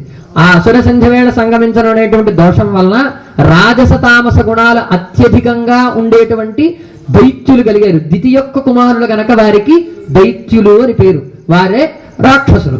అయితే ఇప్పుడు ఈ గుణాలు ఎటువంటి అయినప్పటికీ కూడా కశ్యపుడు ప్రజాపతి, మహర్షి, బ్రాహ్మణుడు, ఆయనకి అనేకమైనటువంటి పేర్లు ఉన్నాయి, ఆయనకి అనేకమైనటువంటి పోస్టులు ఉన్నాయి. ఆయనే బ్రాహ్మణుడు అయ్యాడు, మహర్షి అయ్యాడు, ప్రజాపతి కూడా అయ్యాడు. ఆయనకి ఎన్ని పోస్టులు ఉన్నాయి? ఆయన జన్మతః బ్రాహ్మణుడు. ఈ బ్రాహ్మణుడు యొక్క కుమారులేగా మరి దితి ఎందుకు పుట్టినప్పుడు బ్రాహ్మణుడు యొక్క కుమారులే ఈ రాక్షసులందరూ, దేవతలందరూ కూడా. ఈ దేవదానముల యుద్ధాలు సంభవించినప్పుడు సాత్విక, మనం అనుకుంటాం వాళ్ళిద్దరూ రాక్షసులు దేవతలు కొట్టుకుంటున్నారని, కానీ అది పురాణం ప్రకారం ఏమిటయ్యా అంటే రాజస తామస గుణాలు, సాత్విక గుణం, వీటి మధ్య ఎప్పుడూ యుద్ధం జరుగుతూ ఉంటుంది. అవే మరొక రూపంగా రాక్షస దేవదానవుల మధ్య జరిగే యుద్ధం అదే. అయితే ఈ సాత్విక గుణం చాలా ఉత్తమమైనటువంటిది. గుణాల్లో ఉత్తమం ఏది అంటే సాత్విక గుణం. రాజస తామస గుణాలు అనేటువంటివి దుర్గుణాలకి, దుర్లక్షణాలకి దగ్గరగా ఉండేటువంటివి. ఈ దైత్యుల్ని సంహరించినప్పటికీ, అది దుర్లక్షణం అయినప్పటికీ, కశ్యపుడి యొక్క సంతానం దైత్యులు కూడా. ఆయన బ్రాహ్మణుడు, బ్రాహ్మణుడు కొడుకు బ్రాహ్మణేగా. మరి ఈయన్ని చంపితే, బ్రాహ్మణుడిని చంపితే ఏ దోషం వస్తుందో రాక్షసుని సంహరించిన అదే దోషం వస్తుంది. ఇప్పుడు అటువంటి వృత్రాసురుణ్ణి సంహరించినటువంటి ఇంద్రుడికి బ్రహ్మహత్యా దోషం వచ్చింది. అయితే ఇప్పట్లా కాదు, ఇప్పటి పరిపాలనా విధానం కాదు. ఇంద్రుడికి ఏంటయ్యా అంటే 8 దిక్కులకి అధినాయకుడు, అన్ని ఆయనే. అలాగే సమస్త ప్రకృతిని నడిపించేటువంటి వాడు కూడా ఇంద్రుడే. సువృష్టి కలగాలన్నా ఇంద్రుడి అనుగ్రహమే ఉండాలి. చక్కగా ఎండలు ఉండాలన్నా, మంచు సకాలంలో ఋతువులు నడుస్తూ కాలధర్మాన్ని పాటించాలి అంటే ఇంద్రుడి అనుగ్రహం ఉండాలి. అయితే ఈ ఇంద్రుడు మరి బ్రహ్మహత్యా దోషంతో ఉన్నాడు కాబట్టి ఈయనకి ఇంద్ర పదవిలో కూర్చోవడానికి అధికారం లేదు. బ్రహ్మగారు చెప్పేశాడు, నువ్వు బ్రహ్మహత్యా దోషంతో ఉన్నావయ్యా, నువ్వు ఇంద్ర పదవిలో కూర్చోడానికి అనర్హుడవి, నువ్వు బలికిరావు, ఇంకో ఇంద్రుడిని తీసుకొచ్చి కూర్చోబెట్టేస్తామన్నారు. అలా కాదయ్యా, నాకు ఏదైనా వస్తా, నేను లోక సంరక్షణ కోసం చేసాను తప్ప నా స్వార్థం ఏం లేదయ్యా ఇందులో. ఆ వృత్రాసురుడు దేవతలందరినీ, ఋషులందరినీ ఇబ్బంది పెడుతున్నాడు కాబట్టి లోక సంరక్షణ కోసం నేను ఈ వృత్రాసురుడిని సంహరించాను తప్ప నా స్వార్థం లేదయ్యా ఇందులో. ఈ బ్రహ్మహత్యా దోషాన్ని పోగొట్టుకోవడానికి నాకు ఏదైనా ఉపాయం ఉంటే చెప్పండి అని అడిగట. అడిగితే ఈ దోషాన్ని సత్వరమే పోగొట్టుకోవడానికి ఉపాయం ఉంటుందయ్యా, సత్వరం నువ్వు పోగొట్టుకోలేవు, అది పోయేది కాదు, దానికి చాలా తపస్సు చేయాలి, చాలా విషయాలు ఉన్నాయి, నువ్వు ఒక్కసారిగా చేయలేవు నువ్వు అన్నట్టు. అలా కాదండి, నాకు ఇంద్ర పదవి పోకూడదు, నేను ఇంద్రుడిగా ఉండాలి, బ్రహ్మహత్యా దోషం పోవాలి, ఏం చేయమంటారంటే నువ్వు ఈ పాపాన్ని పంచిపెట్టే అన్నారు. బ్రహ్మగారు, నువ్వు ఈ పాపాన్ని పంచిపెట్టేసేయి, నీ దగ్గర ఎట్టే పెట్టుకోకు, అది వెంటనే పోదగా. మరి బ్రహ్మహత్యా దోషం పోవాలంటే రాముడు అంతటి వాడే మనకి రామేశ్వరంలో చూస్తున్నాగా సైకతలింగం ప్రతిష్ఠ చేశాడు ఆయన, రావణ బ్రహ్మ. ఆయన కూడా బ్రాహ్మణుడేగా మరి, రావణ బ్రహ్మ. అయితే ఆయన జన్మతః బుద్ధితః రాక్షసుడయ్యాడు తప్ప ఆయన బ్రాహ్మణుడు. నిజానికి ఈయనే క్షత్రియుడు, రాముడే క్షత్రియుడు, ఆయన బ్రాహ్మణుడు. మరి ఆ బ్రాహ్మణుని చంపితే బ్రహ్మహత్యా దోషం వస్తుంది. మరి రామేశ్వరంలో మనం చూస్తున్నాగా సైకతలింగాన్ని ప్రతిష్ఠ చేసి అర్చించాడు రాముడు కూడా. రాముడు కూడా ఈశ్వరార్చన చేశాడు. ఎందుకు? బ్రహ్మహత్యా దోషాన్ని పోగొట్టుకోవడానికి. రాముడు అంతటి వాడికే తప్పలేదు, ఇంద్రుడికి తప్పుతుందా? అందువల్ల ఈ ఇంద్రుడికి కూడా బ్రహ్మహత్యా దోషంతో నువ్వు అధికారంలో ఉండడానికి వీలు లేదయ్యా, అయితే నువ్వు తపస్సు చేసుకోవడానికి వెళ్ళిపో, లేదా బ్రహ్మహత్యా దోషాన్ని పంచిపెట్టే అన్నాడు. అయితే పంచిపెట్టేయడం అనేటువంటి కాన్సెప్ట్ బాగుంది మరి ఇంద్రుడికి, ఎందుకంటే తొందరగా పోతుంది కదా. అందువల్ల ఈయన ఏమన్నాడంటే నేను పంచిపెట్టేస్తానన్నాడు. ఈ 4 భాగాలు. ఇప్పుడు పుణ్య ఫలితం అంటే తీసుకుంటాం, కానీ పాప ఫలితం కోరుకోరు ఎవడికి పంచిపెడితే మాత్రం ఎవడు తీసుకుంటారండి? నేను నీకు ఇస్తాను, నువ్వు తీసుకుంటే మరి నేను తీసుకుంటానా, ఇంకోళ్ళు తీసుకుంటారా? ఇదే అంటే ఈ పాప ఫలితాన్ని భరించగలిగే వాళ్ళు కూడా ఉండాలిగా. మరి ఈయన పంచిపెట్టేస్తానంటే బయలుదేరితే సరిపోతుందా? పుచ్చుకో దగ్గవాడు ఉండాలి అక్కడ. అప్పుడు 4 అమెండ్మెంట్స్ ఇచ్చారు ఇంద్రుడికి. ఏమిటయ్యా అంటే 4 చోట్ల నీ బ్రహ్మహత్యా దోషాన్ని నువ్వు పెట్టుకోవడానికి నీకు అవకాశం ఇస్తున్నానయ్యా అన్నారు. ఏమిటా 4 చోట్ల అంటే భాగవతం ప్రకారం 4 వేరు, అలాగే ఈ పురాణం ప్రకారం 4 వేరు. భాగవతంలో నదీ జలాలలో వరదలు వచ్చినప్పుడు మొట్టమొదటి ప్రవాహంలో వచ్చే నీరు ఉంటుంది. మొదటి నీరు అంటే వానలు కురి వర్షాకాలంలో ప్రవాహంలో వచ్చే మొట్టమొదటి నీరు చాలా బురదగా, మట్టితో, నురుగుతో నిండి ఉంటుంది, అది తాగడానికి కూడా పనిచేయదు. అందుకే మనకి నదీ ప్రవాహంలో మొట్టమొదటి నీరు వదిలిపెట్టేస్తారు, తర్వాత నీరే జాగ్రత్త పడతారు. మనకి రిజర్వాయర్లో వాటిల్లో కూడా మొదట వచ్చిన నీరుని వదిలిపెట్టేస్తారు, తర్వాత నీరుని ఎట్ట పెడతారు. ఆ మొదట వచ్చి నదీ ప్రవాహాల్లో వరదల్లో వచ్చిన మొట్టమొదటి నీటిలో బ్రహ్మహత్యా దోషాన్ని పెట్టేట. అందువల్ల ఆ నీళ్లు తాగడానికి పనికిరావు, దేనికి పనికిరావు, పంటలకు కూడా పనికిరావు, అది సముద్ర గర్భంలోకి వెళ్ళిపోతాయి అంతే. అందువల్ల ఆ బ్రహ్మహత్యా దోషం ఉండడం వల్ల ఆ నీళ్లు వాడడానికి పనికిరావు. ఇక 4 పార్ట్లో మొదటి పార్ట్ అయ్యింది. ఇక రెండోది ఎక్కడ పెట్టారయ్యా అంటే అగ్నిహోత్రుడు ఉంటారు. మనకి ఇది ఒక పెద్ద మనకి ఏ వాక్యం పట్టుకున్నా, ఏ మాట పట్టుకున్నా చాలా వివరణలోకి రావాలి. అంటే అగ్నిహోత్రుడికి 2 భార్యలు, స్వాహ స్వధ. ఎవరండి? యజ్ఞపురుషుడు. ఆయనే వైశ్వానరుడు అంటాం, యజ్ఞపురుషుడు అంటాం. మనం హోమాలు చేస్తాంగా, నిత్యకర్మ చేస్తాంగా. బ్రహ్మచారులు చేస్తే అగ్నికార్యం చేస్తారు, గృహస్థ అయితే ఆయన ఔపాసన చేస్తాడు.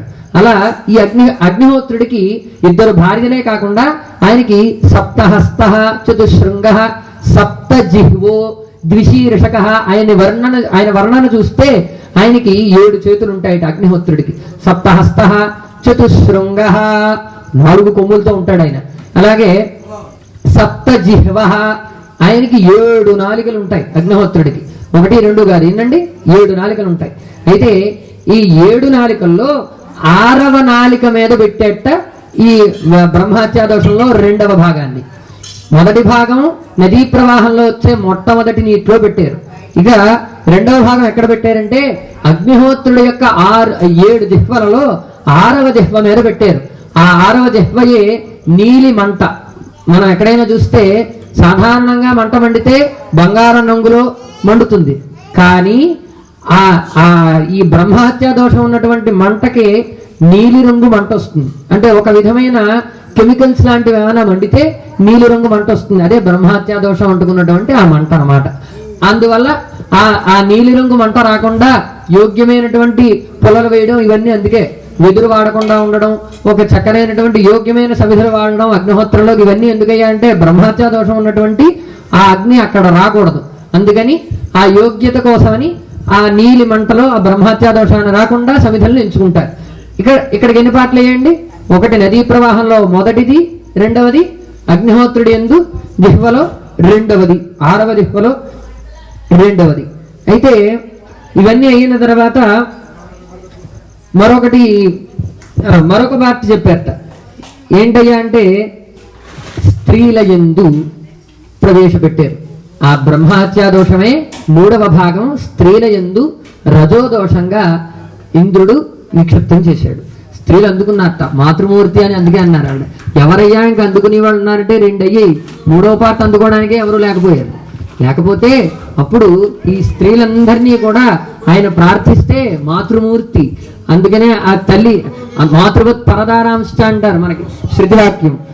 ఆ మాతృమూర్తి తప్పకుండా ఓ ఇంద్ర, నీ యొక్క ఈ బ్రహ్మహత్యా దోషాన్ని నేను తీసుకుంటాను, కానీ నాకు కలిగేటువంటి అవకాశాలు ఏంటి? మరి ఇప్పుడు బ్రహ్మహత్యా దోషాన్ని తీసుకోవడం అంటే మామూలు విషయమా? బ్రహ్మహత్యా దోషాన్ని శరీరంలో భరించద్దా? ఆ తాపం భరించద్దా? అందుకే ఆ బ్రహ్మహత్యా దోషానికి చాలా తాపం ఉంటుంది. అందువల్లనే ఆ 3 రోజులు చెప్పుకోలేని ఇబ్బందులు అన్నీ పడతారు. శారీరకంగా ఆడవాళ్ళు చెప్పుకోలేని ఇబ్బందులు పడడానికి కారణం ఏంటంటే అదే, ఆ బ్రహ్మహత్యా దోషం విపరీతమైన తాపాన్ని కలుగజేస్తుంది. అది ఏ రకంగా మనిషిని ఇబ్బంది పెడుతుంది అనేది కూడా ఎవరూ వ్యక్తీకరించలేరు, అంత బాధ. అందువల్ల ఇటువంటి బ్రహ్మహత్యా దోషాన్ని ఈవిడ పుచ్చుకున్నందుకు గాను ఇంద్రుడు ఈ స్త్రీలకు వరాన్ని ఇచ్చేట. ఏమిటయ్యా అంటే ఎన్ని దోషాలు చేసినప్పటికీ ఈ రజో దోషంలో ఎన్ని రకాలైనటువంటి పాపాలు తెలియక చేసినా వాటన్నిటికీ కూడా ప్రాయశ్చిత్తం చేసుకునే అవకాశం కల్పించాడు. అక్కడే స్త్రీ ప్రాయశ్చిత్తం మొదలైంది. అంటే పాపానికి ప్రాయశ్చిత్తం ఉంటుంది, లేకపోదు. తాను చేసినటువంటి పాపానికి ప్రాయశ్చిత్తం చేస్తే తత్ఫలితం పోతుంది. అందువల్ల ఈ ఇంద్రుడి అనుగ్రహంతో ఆ పాపాలకి ప్రాయశ్చిత్తాన్ని ఇస్తూనే బ్రహ్మహత్యా దోషాన్ని కూడా స్త్రీలలో ఇంద్రుడు ప్రవేశపెట్టాడు. అందువల్లనే స్త్రీలకి రజోదోషం ఆరంభమైంది, అంతకు ముందు కాదు. వృత్రాసుర సంహారమైన తర్వాత ఈ భాగవత పురాణం ప్రకారం, అలాగే భవిష్యోత్తర పురాణం ప్రకారం వృత్రాసుర సంహారమైన తర్వాత ఆ బ్రహ్మహత్యా దోషాన్ని స్త్రీలలో మూడవ భాగంగా ఉంచడం వల్లనే స్త్రీకి ఆ రజో దోషం వచ్చింది. ఆ 3 రోజులు ఆ బ్రహ్మహత్యా దోషం ఒక బ్రాహ్మణుణ్ణి చంపితే ఎంత పాపం వస్తుందో ఆ పాపం ఆ స్త్రీల యొక్క శరీరాన్ని ఆవరించి ఉంటుంది. అందుకనే నిషిద్ధమైనటువంటి కర్మలు మనకి చాలా చెప్తారు. ఆ 3 రోజుల్లోనూ ఏ పని చేయకూడదు. నఖ నికృంతనం అంటే గోళ్లు తీసుకోవడం లాంటివి చేయకూడదు, జుట్టు దువ్వుకోకూడదు, అలంకారం చేసుకోకూడదు, అలాగే దేవతా ప్రసాదము తినకూడదు, పితృప్రసాదము తినకూడదు, దేవతా ప్రసాదం కూడా తినకూడదు ఆ రోజుల్లో. అలాగే బ్రాహ్మణుణ్ణి అసలు చూడకూడదు. ఆ బ్రాహ్మణుణ్ణి చూస్తే వచ్చేటువంటి దోషం చాలా ఎక్కువైనటువంటి విషయం. అలాగే ప్రత్యేకమైనటువంటి విధులు ఇంకా చాలా చెప్పబడ్డాయి. బయటికి తిరగకూడదు. ఎందుకు బయటికి తిరగకూడదంటే బయట ప్రపంచంలో అనేకమైనటువంటి విషయాలు, ఎందరో బ్రాహ్మణులు తిరుగుతూ ఉంటారు, శాస్త్ర పండితులు తిరుగుతూ ఉంటారు, సన్యాసులు యోగులు అందరూ తిరుగుతూ ఉంటారు. వీళ్ళందరినీ చూస్తే వాళ్ళకి పాపం ఎంత వచ్చిందో లేదో పక్కన పెట్టేస్తే వాళ్ళకి ఎదురుపడినందుకు ముందు వీళ్ళకి ఎక్కువ పాపం వస్తుంది, దానికన్నా ఎక్కువ పాపం దీనికి వస్తుంది. అలాగే ఈ హృదయ దోషంలో ఉన్నప్పుడు వంట చెయ్యకూడదు, పాత్రలను ముట్టుకోవడం, పాత్రలు సర్దడం, మొత్తం పాత్రల్ని ముట్టేసుకోవడం, లేదంటే ధాన్య కొట్టన, ఇది చాలా ప్రధానంగా చెప్పారు. అంటే ఖాళీయే కదా, భౌతిక వస్తువే కదా అని చెప్పి బియ్యంలో రాళ్ళు ఏరుకోవడం, ధాన్యంలో రాళ్ళు తీయడం, ఇలాంటివన్నీ కూడా మనం చేయకూడదు. మనం అవి చేస్తూ ఉంటాం కొందరు. అంటే నేను ఎవరిని నిందించటం లేదు కాక, బుద్ధి అప్పటికి అలా చేయిస్తుంది. నేను ఎవరిని నిందించటం లేదు, ఇది వాస్తవం. అప్పటికి బుద్ధి ఖాళీగా ఉన్నాగా, ఏం చేద్దాం, ఏదో పని చేద్దాం, దువ్వెని ఇలా ఇస్తే జుట్టు దూకుందా అనిపిస్తుంది, లేదంటే శంగారించుకోవాలనిపిస్తుంది. అంటే అది బుద్ధి. అందుకే చెప్పాను కదండి, బుద్ధి చాలా త్రోవ పట్టిస్తూ ఉంటుంది. అందుకని తప్పు త్రోవలోకి వెళ్లకుండా బుద్ధిని కంట్రోల్లో పెట్టుకుంటే ఏ పాప ఫలితాన్ని అనుభవించాల్సిన పని ఉండదు. అంటే బుద్ధి కంట్రోల్లో ఉంటే మనస్సు కంట్రోల్లో ఉంటుంది, మనస్సు ద్వారా ఇంద్రియాలు కంట్రోల్లో ఉంటాయి. ఆ కంట్రోలింగ్ తెలియాలంటే ఇలాంటివి వినాలి. ఇప్పుడు ఈ పాప ఫలితం తెలిస్తే కొంచెమైనా, అంటే కనీసం భీతి చేత అయినా సరే, అంటే దైవదూషణం అనేటువంటి విషయం తెలిసేదాకా వేరే విషయం, కానీ అయ్యి బాబు ఇన్ని పాపాలా, ఇంత ఫలితమా మనం అనుభవించాలా అని కొంచెం భయం చేత అయినా సరే చేయడం మానేస్తే ఆ పాప ఫలితాన్ని అనుభవించకుండా ఉంటారుగా. అంటే ఈశ్వరుడి మీద భక్తితో చేస్తే అది వేరే విషయం, కానీ అది కాకుండా మనం కనీసం భయం చేతనైనా సరే చేయడం మానేస్తే పాప ఫలితాన్ని అనుభవించకుండా ఉంటాం. కాబట్టి మనకి ఇలా చెప్పారు తప్ప భయపెట్టేయాలనో తిట్టేయాలనో కాదు. ఇవన్నీ అంటే తెలుసుకోగలిగిన వాడికి. ఇప్పుడు మీరు దక్షిణామూర్తిని చూడండి, ఆయన ప్రార్థనా శ్లోకం మొట్టమొదటిది ఏమనిగా ఉంటుందంటే మౌన వ్యాఖ్య ప్రకటిత పరబ్రహ్మతత్వం యువానం. మొట్టమొదటిది మౌన వ్యాఖ్య. అవి రెండు ఎలా పొసగుతాయండి అసలు?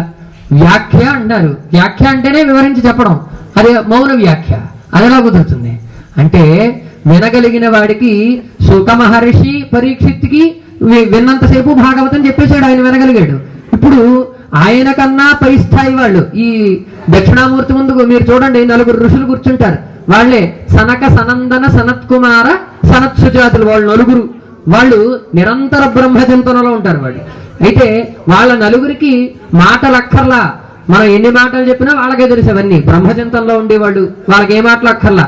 అంటే వినగలిగిన వాడికి మౌన వ్యాఖ్యైనా చెప్తారు దక్షిణామూర్తి, వినలేని వాడికి ఇలాంటి కథలు ఇతిహాస పురాణాల ద్వారానైనా సరే ధర్మ మార్గాన్ని బోధిస్తారు.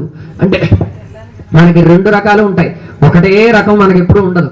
వినగలిగిన వాడికి వినగలిగినంత, ఎవడు ఎంత వినగలిగితే వాడికి అంత. మనం ఈ రకంగా స్త్రీలలో ఈ ఇంద్రుడు ప్రవేశపెట్టినటువంటిది ఈ రజోదోషం. ఆ రజోదోషాన్ని పోగొట్టుకోవడం కోసమే, ఆ రజోదోషాన్ని నివృత్తి చేసుకుని శారీరకమైనటువంటి శుద్ధిని పొందడానికే ఈ ఋషి పంచమి వ్రతాన్ని ఆచరించారు. ఈ విషయాన్ని అంతటినీ కూడా ఆ ఉదంకుడు ఎక్కడికెక్కడికి వెళ్ళిపోయాం. ఇప్పుడు ఇందులో పాత్రలు ఎవరెవరికి చెప్తున్నారండి ఇవన్నీ?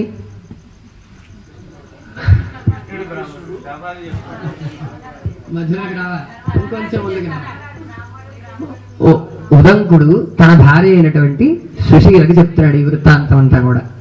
ఏమండి అంటే ఇక్కడ చాలా విషయాలు వస్తాయి, మధ్యలో 3rd పర్సన్ వస్తూ ఉంటారు. వాళ్ళ మాటలు వీళ్ళ మాటలు అన్ని కలిస్తేనే కథ. రామాయణంలో రామస్య అయినం రామాయణమే అయినప్పటికీ కథ తిప్పిన వాళ్ళు 3 మంది ఉన్నారు. 3 ఆడవాళ్ళు కథ తిప్పేస్తారు. రామాయణంలో మనం బాగా గమనిస్తే రాముడిదే కథ అంతా, కానీ కథ తిప్పేవాళ్ళు 3 ఉంటారు. ఎవరయ్యా అంటే బాలకాండలోనేమో మంధర, అలాగే అరణ్యకాండలోనేమో సీత, అలా అదైన తర్వాత మళ్ళీ ఈవిడ రావణాసురుడి యొక్క సోదరి ఆవిడ శూర్పణఖ, వీళ్ళ దగ్గర కథ తిరుగుతుంది, ముగ్గురు ఆడవాళ్ళ దగ్గర కథ తిరుగుతుంది. మీరు బాగా చూసుకోండి కావాలంటే. రామస్య అయినమే రామాయణం, కానీ కథ తిరిగిపోతుంది. అలాగే మన బుద్ధి తప్పిపోతూ ఉంటుంది. కానీ ఏమని చెప్పాడు? పూర్వం వృత్రాసురుని ఇంద్రుడు సంహరించాడు. సంహార భేదంగా అందులోకి వచ్చినటువంటి భాగాల్ని బ్రహ్మహత్యా దోషాన్ని 4 భాగాలుగా చేసి నలుగురికి పంచిపెట్టాడని చెప్పాం. మీరు ఎవరెవరికి ఏమేమి చెప్పారండి గుర్తుందా? 1 నదీ ప్రవాహ జలం, 1 రెండోది అగ్నిహోత్రుడి యొక్క జిహ్వ మీద 6వ నాలుక మీద 2వ భాగం, 3వది స్త్రీల యందు రజోదోష రూపంలో ప్రవేశపెట్టారు. మీరు ఎవరైనా అడుగుతారేమోనని నేను ముందుకెళ్ళాను, మీరు ఎవరు అడగలేదు. 3 చెప్పాను నేను, 4 అన్నాను, 3 చెప్పాను. మరి 4వ చెప్పాలిగా, మరి మీరు అడుగుతారేమో అని చూస్తున్నాను. అయితే ఇక ఈ 4 వాటిల్లో 3 తెలుసుకున్నాం. ఇందులో భాగవతం ప్రకారం ఒకలా ఉంటుంది, అలాగే పురాణం ప్రకారం ఒకలా ఉంటుంది. 4వ భాగం ఏమిటి అంటే, 4వ భాగం పురాణంలో ఏం చెప్పారంటే పర్వతాల మీద ఉండేటువంటి వృక్షాలలో పెట్టేంత 4వ భాగాన్ని. ఎందుకంటే పర్వతం మీద వృక్షం, మంచి మామిడి చెట్టు పర్వతం మీద ఉందండి, ఎవరైనా వెళ్ళి కోసుకుంటారా? మామిడి పండు కోసం పర్వతం ఎక్కుతారా? ఇక్కడగా అది మన దగ్గర ఉంటేనే కోసుకో. మనం మామిడి బయట దొరుకుతుంది కదా అనుకుంటాం. ఒక చెట్టుకు సంరక్షణ చేసి దాని పండు కోసుకు తింటామంటే చాలా కష్టమైన పని. దానికన్నా హాయిగా బయట ఎవడైనా కోసి పెడితే హాయిగా తింటాం. ఇలాంటి మనం పర్వతం మీద ఉన్న మామిడి చెట్టు ఎక్కి కోసుకుని తింటామా? ఇప్పుడు ఆ మామిడి చెట్టు అంత చక్కగా పంట ఉపయోగం ఏమైనా ఉందా? ఎవరికీ ఉపయోగం లేదు. అంటే ఆ పర్వతం మీద వృక్షాన్ని ఎవడో అందుకోడు. అందువల్ల బ్రహ్మహత్యా దోషం అక్కడే ఉండిపోతుంది, ఎప్పటికీ రాదు. అందుకని పర్వతం మీద ఉన్నటువంటి వృక్షాలలో పెట్టారు. 1 అంటే నేను మామిడి పండును ఉదాహరణగా చెప్పానండి. ఇంకా అన్నీ చాలా వృక్షాలు ఉంటాయి, పువ్వులు ఉంటాయి, అన్ని ఉంటాయి. నేను ఉదాహరణగా మాత్రమే చెప్పాను, బుద్ధికి చేరుకోవాలి కాబట్టి. ఇక భాగవతం ప్రకారం ఏమిటంటే భూమి యందు పెట్టారు. భూమిలో మట్టి, ఈ మట్టికి ఏంటయ్యా లక్షణం అంటే, మనం ఒక గొయ్య తవ్వాం అనుకుందాం. గొయ్య తవ్విన తర్వాత కొన్నేళ్లకి ఎవరూ పూడ్చకపోయినా సరే ఆ గొయ్య దానంతట అదే పుచ్చుకుపోతుంది. అది భూమికి ఉన్నటువంటి లక్షణం. అది సమాంతరంగా, అంటే వెంటనే అవ్వదు, కానీ ప్రాకృతికమైనటువంటి మార్పులతో సువృష్టి పడ్డమైన కారణం కావచ్చు, గాలులు అవ్వచ్చు, ఏ రకంగానైనా సరే ప్రాకృతికమైన వాతావరణాన్ని ఏకం చేసుకుని ఆ గొయ్య అంతా కూడా ఏకమైపోతుంది. అందువల్ల ఈ భూమి యందు కొంత భాగాన్ని పెట్టారు. అందుకే మట్టి తినకూడదు. మట్టి కేవలం పండించడానికి వాడుకుంటాం, అంటే దాని నుంచి వచ్చింది కావాలి, కానీ అది మనకి పనికిరాదు. మట్టి వర్జ్యం, అంటే దాన్ని పూజిస్తాం, మృత్తికని. అందుకే మనకి ఉపనయనాదులు వివాహం చేసేటప్పుడు, ఆడపడి వారు వివాహం చేసేటప్పుడు మనకి మృత్సంగ్రహణం అని చేస్తారు. అంటే పంచబాలికలు పెట్టుకుని చక్కగా అంకురార్పణ అని చేస్తారు. ఉపనయనానికి ఒకసారి, అలాగే ఆడపల్లి వారి కన్యాదాత వివాహం చేసే ముందు కూడా చేస్తారు. అయితే అది కేవలం ఏదో మట్టిని తీసుకొచ్చి వేసారు అక్కడ. దానికి మృత్ సంగ్రహణం అని ఒకటి ఉంటుంది. మట్టిని శుద్ధి చేసే కొన్ని మంత్రాలు ఉంటాయి. గాయత్రి మంత్రం చెప్తూ నీళ్లు కూడా దాని మీద జల్లాలి. అప్పుడు దానిని పూజలో వినియోగిస్తారు తప్ప అప్పటిదాకా దానిని పూజలో కూడా వినియోగించరు. కారణం ఏంటంటే దానికి ఇంతటి దోషం ఉంటుంది. అందువల్ల ఎక్కడెక్కడ ఎలా వాడాలో దానికి కొన్ని నియమాలు మనకు చెప్పారు. ఒక లింగార్చన చేసినప్పుడైనా సరే, ఎప్పుడైనా సరే ముందు మృత్తికకి అర్చన చేస్తారు. దాని మృత్ సంగ్రహణ విధి ప్రత్యేకంగా ఉంటుంది. మృత్తికని ఎలా తీసుకోవాలి, ఏ వారాల్లో తీసుకోవాలి, ఏ సమయంలో తీసుకోవాలి, దానికి నియమాలన్నీ ఉంటాయి. మట్టిని కేవలం ఏదో పంట పండించేయడం ఒకటే కాకుండా పూజా విధానాల్లో దానికి తీసుకురావాలంటే చాలా విధానాలు ఉన్నాయి. భాగవతం ప్రకారం అక్కడ 4వ భాగం పెట్టబడింది. మొత్తం 4 భాగాల్ని స్త్రీ యందు, భూమి యందు, భూమిలో మట్టి యందు, అలాగే ఇంకొకటి కూడా ఉంది ఏంటంటే వృక్షాల యందు పెట్టారు. ఈ వృక్షాలకు ఉన్నటువంటి మరొక గుణం ఏంటంటే చెట్టుని మనం నరికేస్తాం. చెట్టు పక్కకి నరికివేయబడింది అనుకోండి, కాస్తంత తడి తగిలితే ఎక్కడ నరికేసినా సరే వేరు మొదట్లో ఉంటే ఖచ్చితంగా చెట్టు చిగురుస్తుంది. అంటే నరికితే నరకబడేలా ఉండడం ఈ బ్రహ్మహత్యా దోషం, కానీ చిగుర్చగలగడం దానికి ఒక వరం. ఇది మరొక పురాణం ప్రకారం. అంటే మనకి 18 పురాణాల్లోనూ రాసిత వ్యాసుడేగా, ఎక్కడ ఏదైనా అన్వయం చేయగలిగినటువంటి బుద్ధిమంతుడు ధీశాలి అయిన వేద వ్యాసుడైన సాక్షాత్ వ్యాసాయ విష్ణు రూపాయ. విష్ణువే వ్యాసుడు, వ్యాసుడే విష్ణు, రెండోది లేదు అక్కడ, ఇద్దరు ఒకటే. అందువల్ల ఆయన చేసినటువంటి అన్వయాల్లో ఇది ఒకటి. అది సందర్భానుసారంగా మనం 4ట్లో ఒకదాన్ని ప్రధానంగా మనం తీసుకుంటాం. ఒకటి మట్టి వృక్షం, అలాగే ఈ స్త్రీలలో ప్రవేశపెట్టడం, పర్వతాల మీద ఉన్నటువంటి వృక్షాల్లో పెట్టడం, ఇలా అనేకమైన విధానాలు చెప్పినప్పటికీ కూడా మనకు ప్రత్యేకంగా కొన్ని చెప్పారు. అవి 4 మనం ప్రస్తుతానికి చెప్పుకున్నాం. ఏమిటంటే 4 నదీ జలాల్లో మొట్టమొదటి ప్రవాహంలో వచ్చిన నీరు, అలాగే అగ్ని యొక్క 6వ జిహ్వయందు, అలాగే స్త్రీల యందు రజోదోషం గాను, పర్వతాల మీద ఉన్నటువంటి వృక్షమయందు 4 భాగాలు మనం చెప్పుకున్నాం. ఈ 4 భాగాల్లో ఉన్నటువంటి బ్రహ్మహత్యా దోషం మనకి సదా వర్చనీయం. బ్రహ్మహత్యా దోషంతో ఉన్నవి మనకి పనికిరావు. అందుకే స్త్రీలకి అనేకమైనటువంటి నియమాలు ఉంటాయి. ఆ నియమాలు అనేటువంటి స్త్రీలని ఏదో నిర్దిష్టంగా బంధించాలనేటువంటి భావనతో కాకుండా వాళ్ళని సంరక్షించాలనేటువంటి భావనతో మాత్రమే స్త్రీలకు ఏర్పాటు చేయడం జరిగింది. చెప్పేది ఇందాకే, బ్రహ్మహత్యా దోషం మహాతాపం, దానిని భరించడం చాలా కష్టం. ఆ 3 రోజుల్లోనూ స్త్రీలలో ఉన్నటువంటి వాళ్ళ శరీరం ఎలా స్పందిస్తుందో వారికే తెలియనటువంటి ఒక స్థితికి చేరుకుంటారు. ఎవరి కంట్రోల్లోనూ ఉండదు. అంటే అంత దోషం, అంత పాపం, అంత తాపాన్ని కలిగజేస్తుంది. ఆ తాపాన్ని భరించేటువంటి స్త్రీకి ఎటువంటి సంరక్షణ చేయాలో అటువంటివి చేయాలి. ఆ సంరక్షణలే మనకు ఉన్నటువంటి నియమాలు నిబంధనలు తప్ప స్త్రీలను నిర్బంధించేవి కాదు. నియమాలు సంరక్షణకే నియమాలు. ఎప్పుడైనా సరే ఒక వైద్యుడు ఒక ఔషధాన్ని ఇచ్చి పథ్యం చెప్తాడు. నువ్వు ఈ ఔషధాన్ని సేవించినంత కాలం ఈ పథ్యం వాడవయ్యా, నువ్వు అలా ఉంటే నీకు ఆరోగ్యం బాగుంటుందని చెప్తాడు. అంత మాత్రాన వీడి దెబ్బకి తాళం వేయాలన్న వైద్యుడి లక్ష్యం కేవలం వాడి రోగం తగ్గాలి. ఔషధం ద్వారా తగ్గాలి, పథ్యం ద్వారా కూడా రోగం తగ్గాలి. తగ్గింది మళ్ళా పెరిగిపోకుండా ఉండాలి. దానికోసమనే చెప్తాడు తప్ప వైద్యుడికి అక్కడ ఉన్నటువంటి ఆ రోగి మీద ఎటువంటి భావం ఉండదు, ఎటువంటి ద్వేషభావం ఉండదు. కాకపోతే అది తెలియని రోగి ఏమనుకుంటాడంటే, ఒక షుగర్ ఉన్నవాడు అన్నాడు అనుకోండి, ఆ షుగర్ ఉన్నవాడికి ఏంటంటే డాక్టర్ గారు స్వీట్ తినద్దన్నాడు అనే మాట వాడికి కనబడుతుంది. కానీ తింటే వాడి శరీరంలో వాడికి తెలియని అనేకమైన రోగాలు పెరుగుతాయని వారికి ఒక అవగాహన ఉంటే ఆ భావన రాదు. అంటే అది రోగి భావనే, వైద్యుడిగా ఏమి ఉండవు. వైద్యుడు ఎప్పుడు దేనికోసం చెప్తాడు? క్షేమం. మనం నమ్మకం చూస్తే ప్రథమో దైవ్యో భిషక్, ఈశ్వరుని ఏమన్నారంటే మొట్టమొదటిగా ప్రథమ దైవ్య భిషక్. భిషక్ అంటే వైద్యుడు అని అర్థం. ప్రథమో దైవ్యో భిషక్, ఈశ్వరుడే వైద్యుడు.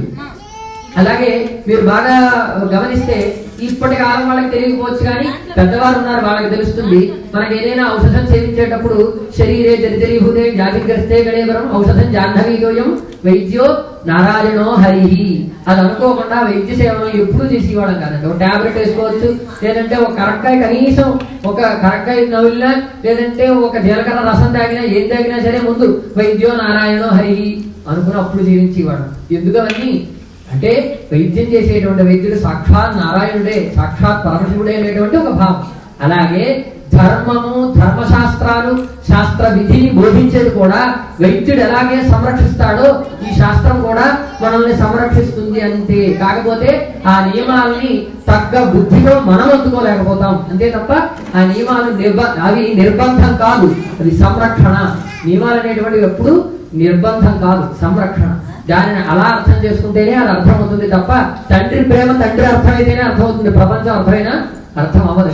తండ్రి ప్రేమ తండ్రి కొడుతున్నాడనే వాడికి ఉన్నప్పటికీ కూడా ఆ ప్రేమ అర్థమైతే ఎందుకు కొట్టాడో అని ఆలోచిస్తే ఒకసారి వాడికి అర్థమవుతుంది. అయ్యో నా తండ్రి నాకు ఎక్కడ దెబ్బ తగులుతుందో అని చెప్పేది నేను వెళ్ళలేదు, అందుకే కొట్టాడు అని అనుకుంటాడు. ఈ దెబ్బకైనా అవుతాడు కదా అందుకే నన్ను కొట్టాడు అనుకుంటాడు. అంటే అది వాడికి అర్థం అవ్వాలి.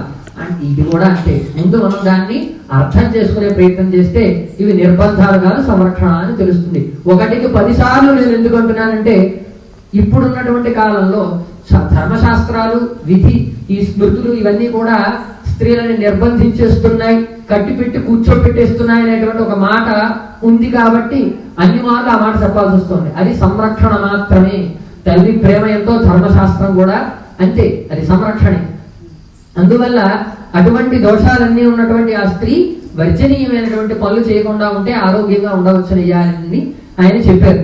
ఇదంతా చెప్పిన తర్వాత ఆయన ఈ ఉదంకుడు ఇప్పుడు ఆమెను అడిగారు. ఇప్పుడు ఒకటి ఇక్కడున్న బాధలు బాగా గుర్తుపెట్టుకుంటే, ఇక్కడున్న ఇబ్బందులు, కష్టాలు 2.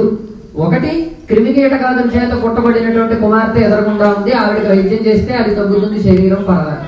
ఇప్పుడు ఆవిడ పొందిన వైద్యం ఏమైపోతుంది? మరి మన ధర్మశాస్త్రం ప్రకారం మనం ఏకపత్ని వ్రతం ఉన్నటువంటి వాడు ఒకరిని వివాహం చేసుకుంటాడు. స్త్రీ తన జీవితంలో ఒకరిని మాత్రమే వివాహం చేసుకుంటుంది. వైధవ్యాన్ని పొందిందిగా మరి కూడా, పైగా యవ్వనంలో, అత్యంత యవ్వన దశలో ఏ సంతానాన్ని కూడా పొందకుండా, ఇప్పుడు సంతానాన్ని పొందిన తర్వాత అంటే లెక్క వేరు, బాధ్యత ఉంటుంది కాబట్టి నిర్వర్తించుకోవడానికి, బుద్ధిని తప్పించడానికి అనేక అవకాశాలు, మార్గాలు ఉంటాయి.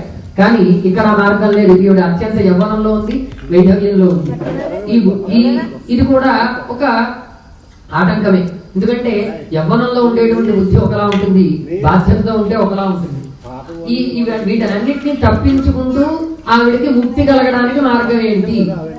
ముందు చూడండి, ఆవిడ ఎంత సూటిగా ప్రశ్నలు అడుగుతున్నారు.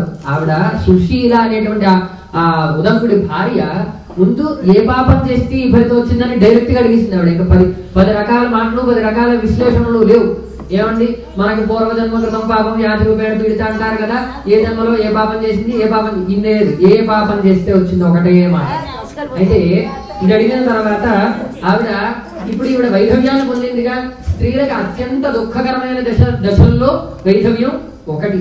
ఈ వైధవ్యం చాలా బాధ పెట్టేటువంటిదని ఆ తల్లి కుమార్తె యొక్క బాధను చూసి మళ్ళా అడిగింది, ఈ వైధవ్యాన్ని పోగొట్టుకోవడానికి, ఆవిడకి ఉత్తమ గతులు కలగడానికి ఏమిటి విషయం, ఏది మార్గం ఏంటి అని అడిగింది. మరి ఈవిడికి ఇప్పుడు కొడుకున్నాడంటే సంస్కారాలు చేస్తాడు, మరి ఇప్పుడు కొడుకు కూడా లేకపోయాడుగా. మరి ఉత్తమ గతులు కలగాలంటే పున్నామ నరకోజస్య త్రాయతే ఇది పుత్రః, పున్ అనేటువంటి ఒక నామం, ఆ నరకాన్ని తప్పించేటువంటి వాడు పుత్రుడు. పుత్రుడు అనే పేరు ఎందుకు వచ్చిందంటే పుమ్ అనే నరకాన్ని నుంచి త్రాయతే, త్ర అనేటువంటి అక్షరానికి అర్థం ఏంటంటే కాపాడేటువంటి వాడు. పుమ్ అనేటువంటి నరకం నుండి కాపాడేటువంటి వాడు కాబట్టి పుత్రుడు అయ్యాడు. అంటే పుత్రుడు అని ఎక్కడ సంబోధించాలో కూడా మనకు లెక్క ఉంది. ఎవడు పడితే వాడిని పుత్రుడు అనకూడదు. నా కొడుకు లాంటి వాడు అనొచ్చు కానీ నా పుత్రుడు లాంటి వాడు అనడానికి వీల్లేదు. అక్కడ కొన్ని మనకి ఎవెంట్మెంట్స్ ఉన్నాయి, కొన్ని రూల్స్ ఉన్నాయి. నా పుత్రుడు అని ఎవరిని అనకూడదు, వాడు కొడుకును వాడు అనుకోవాలి తప్ప. ఇంకొక నాణ్యాలు వస్తే నా కొడుకు లాంటి వాడు, నాకు నా సంతానంతో సమానమైనటువంటి వాడు అనొచ్చు. ఇక్కడ నియమాలు కొన్ని ఉంటాయి. అలాగే మరి వీడికి ముక్తి కలగాలంటే మరో మార్గం ఉండాలి. వీడికి సంతానం కూడా లేదు కాబట్టి ముక్తి కలగడానికి ఒక మార్గం కావాలి అనేటువంటి విషయాన్ని అంతటినీ కూడా ఆవిడ అడిగింది. అడిగితే అప్పుడు మళ్ళా ఋషి పంచమి మాటే మళ్ళా అక్కడ కూడా వచ్చిందండి. చూడండి, ఎక్కడెక్కడ ఎన్నిసార్లు వెళ్ళినా చెట్ట చివరికి మళ్ళా ఋషి పంచమి దగ్గరికే వస్తోంది. అయితే ఇక్కడ కొంచెం బాగా కాన్సన్ట్రేట్ చేయాలి. ఇప్పుడు ఈ వృత్తాంతం ఎవరెవరికి చెప్తున్నారండి? ఉదంకుడు సుశీలకు చెప్తున్నాడు కదా. ఈ ఉదంకుడు సుశీలకు చెప్పినట్టు ఎవరెవరికి చెప్తున్నారు? వీళ్ళిద్దరు సంభాషణ కృష్ణ పరమాత్మ ధర్మరాజుకి చెప్తున్నాడు. మరి ఇక్కడ ధర్మరాజు కూడా ఉన్నాడుగా. మరి ఈయన సందేహాలు అడిగాడు మధ్యలో. ఈయన సందేహాలు కొన్ని అడుగుతారు. మరి అయితే చెట్ట చివరికి అన్ని చోట్లకి ఋషి పంచమి వ్రతానికే వచ్చింది కదా. మరి ఋషి పంచమి వ్రతాన్ని ఎవరు ఆచరించారు, ఆచరిస్తే వచ్చే ఫలితం ఏంటి? మరి ఈయన ప్రశ్నలు కూడా కొన్ని ఉంటాయి. ఆవిడ సుశీల ఆవిడ ఎలా అడిగిందో అవన్నీ విన్న తర్వాత ధర్మరాజు కూడా అదే విషయాన్ని అడిగాడు. అడిగితే అప్పుడు కృష్ణ పరమాత్మ ఇది ఇలా ఉండగానే మరో కథ చెప్తున్నాడు. ఇది ఇక్కడ ఉండగానే, ఇది ఇంకా కంప్లీట్ అవ్వలేదు. ఇక్కడ ఇంకో కథ వస్తుంది. అంటే కొంచెం బాగా కాన్సన్ట్రేట్ చేయాలి. అందుకే చెప్పాను ముందు నుంచి, బాగా కాన్సన్ట్రేట్ చేస్తే తప్ప ఇది బుద్ధికి పట్టవు. అయితే ఇదిలా ఉండగా మరొక కథ, ధర్మరాజు అడిగిన ప్రశ్నకి సమాధానం చెప్తూ రెండింటినీ ఒకేసారి ఎండ్ చేస్తారు. రెండింటినీ ఒకేసారి ఎండ్ చేస్తారు. ఇక్కడ మరొక విషయం ఏంటంటే, మీరు మరొక చోటకెళ్ళినా విన్నప్పుడు యథాతథంగా నేను చెప్పినట్టే ఉండకపోవచ్చు. అది ఖచ్చితంగా నేను చెప్పలేను. చెప్పేవాడి ఆలోచనను బట్టి, వినేవారి యొక్క ఏకాగ్రతను బట్టి ఎప్పటికప్పుడు మారిపోతూ ఉంటుంది. దశావతారాలు మనం చదువుకున్న క్రమంలో ఉండవు. భాగవతం చదివితే మీరు బాగా చూడండి, భాగవతం చదివాం అనుకోండి, మనకి లెక్క ఏంటంటే మత్స్య కూర్మో వరాహస్త నారసింహస్త వామన రామో రామస్త బౌద్ధం కలిగితే దశ, మనం ఈ లెక్క చెప్పుకుంటాం. కానీ అందులో ఆ లెక్క ప్రకారం ఉండవు. ముందుండే అవతారాలు వేరు, తర్వాత ఉండే అవతారాలు వేరు. రామావతారం తర్వాతే కృష్ణావతారం వస్తుంది. ఈ లెక్కలు ఉండవు, అందులో ముందు వెనకలు ఉంటాయి భాగవతంలో. అలాగే ఇక్కడ కూడా కొన్ని అటు ఇటు జరుగుతూ ఉంటాయి. ఖచ్చితంగా నేను చెప్పినట్టే అందరూ చెప్పకపోవచ్చు. అంటే మీకు అర్థమయ్యే ఏకాగ్రతను బట్టి నేను దాన్ని ముందు వెనకలు మార్పు చేసే అవకాశం కూడా ఉంటుంది. అంటే మీకు ముందుగానే చెప్తున్నాను. అదేమిటి అంటే రేపటి రోజు నీకు ఎక్కడైనా విన్నప్పుడు మీకు సందేహం వస్తుంది. అప్పటి సందేహం కూడా నేను ఇప్పుడే నివృత్తి చేస్తున్నాను. మరొకరు కూడా ఎక్కడైనా ఎవరైనా చెప్పినా సరే ఇది చెప్పేవారి యొక్క మాటను బట్టి ముందు వెనకలు అవుతూ ఉంటుంది. అంతే తప్ప కథ సారాంశం ఒకటే. ఋషి పంచమి వ్రతమే, దాని యొక్క ఫలితమే సారాంశం. అయితే ఈ కృష్ణ పరమాత్మని మళ్ళా ధర్మరాజు అడిగట, అయ్యా ఇన్ని కథలు చెప్తున్నారు, బాగానే ఉంది, వృత్రాసుర సంహార వృత్తాంతం కూడా చెప్పారు, బాగానే ఉంది. అసలు ఈ ఋషిపంచమి వ్రతాన్ని మొట్టమొదటిగా ఎవరు ఆచరించారు? ఇక్కడ మనం బాగా డీప్ గా వెళ్తే ఒక పాయింట్ ఉంది అక్కడ. ఏంటంటే సుశీలకి ఈయన ఏమని చెప్పాడు ఉదంకుడు? 7 జన్మల క్రితం ఒక బ్రాహ్మణ గృహంలో జరుగుతున్నటువంటి ఋషిపంచమి వ్రతాన్ని చూసింది అన్న. అంటే ఈవిడితో మొదలలే, ఈవిడ కాదు ప్రారంభం చేసింది, అప్పటికే ఉంది ఋషిపంచమి వ్రతం. ఇప్పుడు మీకు అర్థమైందా? నేను మధ్యలో ఎందుకు ఆపే, అందులో దాన్ని కంప్లీట్ చేయకుండా ఎందుకు ఆపేది మీకు అర్థమైందా? ఇంకో కథ వస్తుంది అన్నారు కదా, అందుకు. అంటే అప్పటికే ఉంది ఋషిపంచమి వ్రతం. ఆ ఉన్నదేదో ఇప్పుడు వస్తుంది అన్నమాట. మీరు బాగా వింటే అర్థమవుతుంది. అంటే ఎగ్జాక్ట్ గా కలవవు, కానీ కొంచెం అటు ఇటుగా అదే కలుస్తాయి. అయితే పూర్వకాలంలో ఒక సుమిత్రుడు అనేటువంటి ఒక బ్రాహ్మణుడు ఉన్నాడయ్యా. అతను చక్కగా వేదాంగా అధ్యయనాలు అన్నీ చేశాడు, షడంగాలు దర్శనాలు అన్నీ చదువుకున్నాడు. అన్నీ చేసిన తర్వాత ఆయన తన పత్నితో చక్కగా గృహస్థాశ్రమ ధర్మాలన్నింటినీ పాటిస్తూ ఉన్నాడు ఈ సుమిత్రుడు. అతని యొక్క భార్య జయశ్రీ, అతని భార్య పేరు జయశ్రీ. క్యారెక్టర్లు పెరుగుతూ ఉంటాయి, కొంచెం దృష్టి కావాలి. ఏమంటే జయశ్రీ, ఈ సుమిత్రుడి యొక్క భార్య పేరు జయశ్రీ. అయితే ఇతనిలో దేశం ఉంది. అతనికి కృతయుగంలో ఇది కూడా విదర్భే మళ్ళా, కానీ అది వేరు ఇది వేరు, పేరు అదే కానీ ఆ రాజ్యం వేరు ఈ రాజ్యం వేరు. ఇక్కడ ప్రత్యేకంగా కృతయుగం అని కాలాన్ని గురించి కూడా చెప్పి ఉంచారు. అంటే కృతయుగంలో విదర్భ అనేటువంటి ఒక రాజ్యంలో సుమిత్రుడు అనేటువంటి ఒక బ్రాహ్మణుడు ఉన్నాడయ్యా. ఇప్పుడు ఇదంతా ఎవరు చెప్తున్నారు? కృష్ణ పరమాత్మ ధర్మరాజుకి కంక్లూజన్ ఇస్తూ రెండో కథ చెప్తున్నాడు. అక్కడ అది కంక్లూడ్ అవ్వలేదు, ఇంకా కంక్లూజన్ ఉంది దానికి బ్యాలెన్స్. అయితే ఈ రెండవ కథ ప్రారంభం చేసి సుమిత్రుడి గురించి చెప్పాడు. ఈ సుమిత్రుడి భార్య జయశ్రీ. ఈవిడేమో చక్కగా గృహస్థాశ్రమ ధర్మంలో పతివ్రత.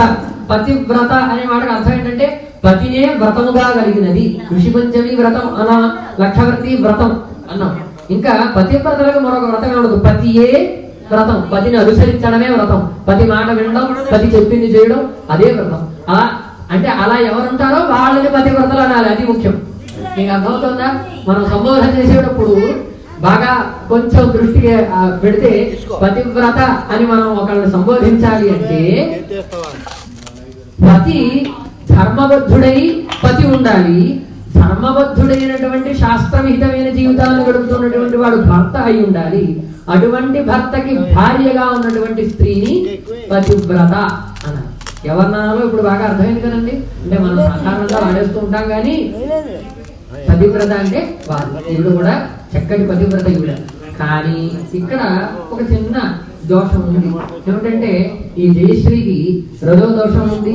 అన్ని తెలిసి ఆవిడికి చేయకూడదని, కానీ తెలిసి జాగ్రత్త అవస్థలో, ఇక్కడ తెలిసి చేసింది అన్నారు కదండి. ఈ తెలిసి అన్న మాట వెనకాల 3 అవస్థలు ఉంటాయి మనకి. జాగ్రత్త, స్వప్న, సుషుప్తి. జాగ్రత్త అవస్థ అంటే పూర్తి వెలుగు, ఇప్పుడు మీరున్నారు చూసారా, అది జాగ్రత్త అవస్థ. స్వప్నావస్థ అంటే నిద్రలో ఉండగా మరొక ప్రపంచాన్ని దర్శిస్తూ ఉంటాం, అది స్వప్నావస్థ. ఈ జాగ్రత్త అవస్థ, స్వప్నావస్థ రెండూ లేనిదేదో అది సుషుప్తి అవస్థ. అంటే దాన్నే సమాధి అని కూడా మనం అనుకోవచ్చు, అది సుషుప్తి. ఏమండి అంటే ఇంక దానికి ఈ నిద్రాహారాలను కానీ అమెండ్మెంట్స్ ఇంకేముండవు. అని పరిపూర్ణ శుద్ధ చైతన్యమైనటువంటి భగవత్ స్వరూపాన్ని దర్శించగల స్థాయి సుషుప్తి అవస్థ. ఇప్పుడు ఈవిడ జాగ్రత్త అవస్థలో ఉండి తెలిసి చేసింది. చూసారా, తెలిసి అన్న ఒక్క పదం వెనకాల ఎంత వచ్చిందో. తెలిసి అంటే అంత, అంటే తెలిసి అంటే ఏదో మామూలుగా నాకు వాడు తెలుసు, నాకు అది తెలుసు అని మనం అనుకుంటాం. తెలిసి అన్న మాటకి కేవలం అర్థం ఒకటే కాదు, పరిపూర్ణమైనటువంటి ఎరుక కలిగి ఉండడం, అది తెలిసి అన్న మాటకు అర్థం. అయితే ఈవిడ అన్నీ తెలిసి రజోదోషంలో ఉన్నప్పుడు చక్కగా ఇంట్లో కార్యాలన్నీ కూడా నిర్వర్తించింది. ఈవిడ వంట చేసింది, ధాన్య కుట్టనం చేసింది, నకర కృంతనం ఏం చేయకూడదో అవన్నీ కూడా ఆవిడ చేసింది. తగు సందర్భంగా చేయడం వలన అంటే ఇప్పుడు అది చేస్తే ఉన్న బలంగా ఏ బ్రహ్మగారు ఇంద్రుడు వచ్చేసి మనల్ని బాధ పెట్టారు, ఉన్న బలంగా నరకానికి మనల్ని తీసుకుపోరు. ఈవేళ రజోదోషం ఉందనుకోండి, ఈవేళ ఇంట్లో వంట చేసేసారో ఏదో పాపం చేసేసారో అయిపోయింది. రేపటి రోజునే వెంటనే నరకాన్ని మనల్ని తీసుకెళ్ళిపోరుగా. ఈ ఉపాధికో నియమం ఉంది, ఈ శరీరానికి ఒక నియమం ఉంది. జ్యోతిష్ శాస్త్ర ప్రకారం 120 సంవత్సరాల కాలం దీని వయస్సు. ఆ తర్వాతే పడిపోతుంది. అప్పటిదాకా అది పడదు. మన పాపపుణ్య ఫలితాలే పడదొస్తాయి. కానీ దీని వయస్సు 120 సంవత్సరాలు. ఈ 120 సంవత్సరాలు పూర్తవ్వందే మనం ఎంత పాపం చేసినా ఎంత పుణ్యం చేసినా అనుభవించేది ఏమీ ఉండదు. ప్రత్యక్షంగా మనం అనుభవించాం. ఇప్పుడు ఆవిడ జయశ్రీ కూడా అంతేగా, మనమంతా ఆవిడ అంతే. జయశ్రీ కూడా చక్కగా బాగానే ఉంది కదా అని పాపం అంతా చేసింది, బాగానే ఉంది, అయిపోయింది. ఇంకా జీవితం చివరి దశకి చేరుకుంది. ఆవిడ మృతి నొందింది. ఆవిడ మళ్ళా కుక్కగా పుట్టింది. ఈ ఇంట్లో ఈ రజోదోషం ఉన్న సమయంలో ఇంట్లో కార్యాలన్నీ నిర్వర్తించడం వల్ల ఆవిడ కుక్కగా పుట్టింది. అయితే పాపం ఈ సుమిత్రుడు కూడా ఎద్దుగా పుట్టాడు. ఎందువల్ల అంటే అటువంటి పాపంతో నిండినటువంటి శరీరం ఆ జయశ్రీది. ఆ పాపభూయిష్టమైన శరీరంతో సంపర్క దోషం వల్ల ఈయనకి కూడా బ్రహ్మహత్య దోషం చుట్టుకుంది. అందువల్ల ఈయన ఎద్దుగా పుట్టాడు. ఈయన వీళ్ళిద్దరూ ఎద్దు కుక్కలుగా ఎక్కడ పుట్టారో తెలుసా? వాళ్ళింట్లోనే. ఈ జయశ్రీ వీళ్ళిద్దరు కొడుకు పేరు సుమతి. ఈ సుమతి ఇంట్లోనే పొలం దున్నడానికి ఎద్దుగా, ఈయన ఇంటికి కాపలాగా ఉండడానికి కుక్కగా తల్లి. వీళ్ళిద్దరూ కూడా ఆ ఇంట్లోనే పుట్టారు. మళ్ళా పాప ఫలితం అంటే అలా ఉంది. పుణ్య ఫలితం ఇదో రకంగా పుణ్య ఫలితం. కుక్కగా పుట్టడం పాపం, అదే ఇంట్లో పుట్టడం పుణ్య ఫలితం. అది ఎవరి నుంచి వచ్చింది అంటే ఆయన సుమంత్రుడి నుంచి వచ్చింది. ఆయన బ్రహ్మవేత్త. ఆయనకి ఇవేమీ తెలియవు కాబట్టి తెలిసినా తెలియకపోయినా పాపం వదలదు. చూసారా? తెలియక చేశానంటే పాపం వదలదు. ఖచ్చితంగా దాన్ని అనుభవించి తీరాల్సిందే. పాప బహిష్టమైనటువంటి భార్యతో నువ్వు సంపర్కం చేసావంటే పాపం తెలుసుకోకుండా నీకు దోషమే, దానికి కాదనడానికి లేదు. ఖచ్చితంగా ఆయన కూడా బ్రహ్మవేత్త అయ్యుండి కూడా ఆయన ఎద్దుగా పుట్టాల్సి వచ్చింది. పుణ్యఫలితం ఏంటంటే వాళ్ళిద్దరికీ కూడా ఈ శరీరాన్ని పొందిన తర్వాత కూడా పూర్వజన్మ స్మృతి ఉంది. అది ఏ యుగం అని చెప్పానండి? కృతయుగం. ఈ మాట బాగా గుర్తుపెట్టుకోండి. దీని గురించి నేను లాస్ట్ లో మళ్ళీ మీకు ఎక్స్ప్లెనేషన్ ఇస్తాను. ప్రతి పాయింట్ టు పాయింట్ ఖచ్చితంగా ఎక్స్ప్లెనేషన్ ఇస్తాను. ఎక్కడా పోయిది ఏముండదు. వాళ్ళిద్దరికి ఏముందని చెప్పాను? పూర్వజన్మ స్మృతి ఆ ఇద్దరికి ఉంది. ఈ కుక్కకి అలాగే ఎద్దుకి. వాళ్ళిద్దరు సుమంత్రుడు జయశ్రీ, వీళ్ళిద్దరికి కూడా పూర్వజన్మ స్మృతి ఉంది. అయితే ఈ సుమతి వాళ్ళిద్దరూ గతించారు. మళ్ళా ఈ శరీరంతో వాళ్ళు పుట్టేశారు. అంటే ఒక మన భౌతిక లెక్కల ప్రకారం తల్లిదండ్రులు మరణించిన తర్వాత మనం ఏం చేస్తాం? ఆ ప్రతి సంవత్సరం ఆర్థికం తిథి వస్తుందిగా, తండ్రి మరణించిన తిథి ఏదో ఒక తిథి, ఆ తిథి నాడు ఖచ్చితంగా శ్రాద్ధం నిర్వహించాలి. కుమారుడు అది బాధ్యత కుమారుడికి. మనకి పంచయజ్ఞాలు ప్రత్యేకంగా చెప్పారు. ఏమిటా పంచయజ్ఞాలు అంటే దేవయజ్ఞం, పితృయజ్ఞం, భూతయజ్ఞం, మనుష్యయజ్ఞం, బ్రహ్మయజ్ఞం. ఈ పంచయజ్ఞాలు చేస్తేనే వాడు పరిపూర్ణ మానవుడు అవుతాడు. పంచయజ్ఞాలు ఖచ్చితంగా చేయాలి. ఇవి కృతజ్ఞతాపూర్వకంగా చేయవలసినవే తప్ప ఓపిక ఉన్నప్పుడో, డబ్బు ఉన్నప్పుడో, లేదంటే అవకాశం ఉన్నప్పుడో చేసేవి కాదు. ఇవి కృతజ్ఞతాపూర్వకంగా నిశ్చయంగా ప్రతి మనిషి చేయవలసినటువంటివి. ఏమిటయ్యా యజ్ఞాలంటే దేవయజ్ఞం, పితృయజ్ఞం, భూతయజ్ఞం, మనుష్యయజ్ఞం, బ్రహ్మయజ్ఞం. ఈ 5 ఖచ్చితంగా చేయవలసినటువంటి యజ్ఞాలు. దేవయజ్ఞము అంటే ఇటువంటి కార్యాలన్నీ చేయడం. అంటే కేవలం ఇదొక్కటే కాదు. సాధారణంగా ఒక కార్తీక మాసంలో ఒక సోమవారం నాడు వస్తుందంటే చక్కగా ఆ వేళ నక్తం హోష్యామి దేవేశ ఏకబిల్వం శివార్పణం అని చక్కగా ఆ వేళ పొద్దున్న నుంచి సాయంత్రం దాకా నక్తం చేసి సాయంత్రం భోజనం చేస్తాం. అది ఈశ్వర దైవయజ్ఞం అని. అలాగే పితృయజ్ఞం అంటే గతించిన పితరులకి నిర్ణయించబడిన ఒకానొక రోజున పిండ ప్రదానం చేసి తిలతర్పణాదులు విడిచిపెట్టాలి. అది అక్కడ నియమం. అలా ఇది పితృయజ్ఞం. ఇక భూతయజ్ఞం అంటే సాటి ప్రాణికూటికి అంతటికీ కూడా హాని కలిగించకుండా వాటికి చక్కగా ఆహారాన్ని ఏర్పాటు చేస్తూ చేయాలి. అందుకే వాళ్ళ ఇంట్లో ఏముందండి? అవి భూతములు. లెక్క ప్రకారం ఎద్దు ఒక భూతం, సాటి ప్రాణికోటిలో అది ఒకటి, కుక్క అదొక భూతం. ఆవును పెంచడము, ప్రాణికోటికి అంతటికి హాని చేయకుండా చక్కగా వాటికి ఆహారాన్ని అందిస్తూ ఉండడం, ఇవి భూతయజ్ఞం. ఇక మనుష్య యజ్ఞం ఉంది చూశారు.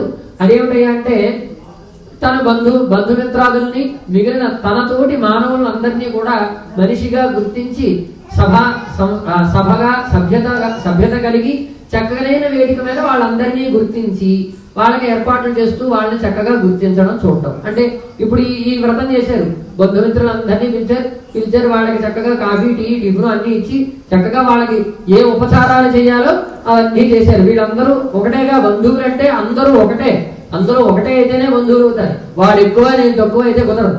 బంధాలు ఎన్నున్నా సరే వాళ్ళ ఆశీస్సులు కావాలి. పెద్దవాళ్ళైతే ఆశీస్సులు కావాలి, చిన్నవాళ్ళైతే అభినందనలు కావాలి, అంతే తప్ప వీళ్ళందరూ కలిపి ఒక కుటుంబం కాదనడానికి లేదు ఇక్కడ. అంటే వీళ్ళందరూ ఒకే సమానమైనటువంటి విషయం. అందువల్ల అలా ఏమైనా చేస్తే అది మనుష్య యజ్ఞం. ఇక బ్రహ్మయజ్ఞం, ఇది చాలా ముఖ్యమైనటువంటిది. అంటే బ్రహ్మయజ్ఞం ఏంటంటే వేదాధ్యయనం చేయడం, వేదాన్ని అధ్యయనం చేయడం, అధ్యయనం చేసినటువంటి వేదాన్ని బ్రతికిస్తూ ఉండడం, నిరంతరం దాన్ని పారాయణ చేస్తూ ఉండడం, తాను ఈ వేదాధ్యయనానికి ఏవైతే నియమాలు ఉన్నాయో వాటన్నిటికీ కట్టుబడి ఉండాలి. ముందు స్వాధ్యాయ నిరతం అంటారు.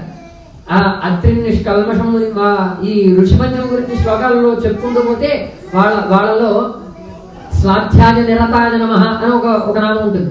స్వాధ్యాయము అంటే అధ్యాయము, చక్కనైనటువంటి దాన్ని అధ్యయనం చేస్తే స్వాధ్యాయం అవుతుంది. చక్కనైనటువంటిది ఏమిటయ్యా అంటే మొత్తం మనకున్న వాంగ్మయం అంతట్లోనూ కూడా వేదాన్ని మించినటువంటిది గొప్పదైనటువంటిది మరొకటి లేదు. వేదాధ్యయనం చేయడమే స్వాధ్యాయం. ఈ స్వాధ్యాయం రోజు చేయాలి. ఆ స్వాధ్యాయమే బ్రహ్మయజ్ఞం. ఇప్పుడు అర్థమైందా అండి? పంచయజ్ఞాలు ఏమేమిటండి? ఇంతలా నేను చెప్తున్నానండి.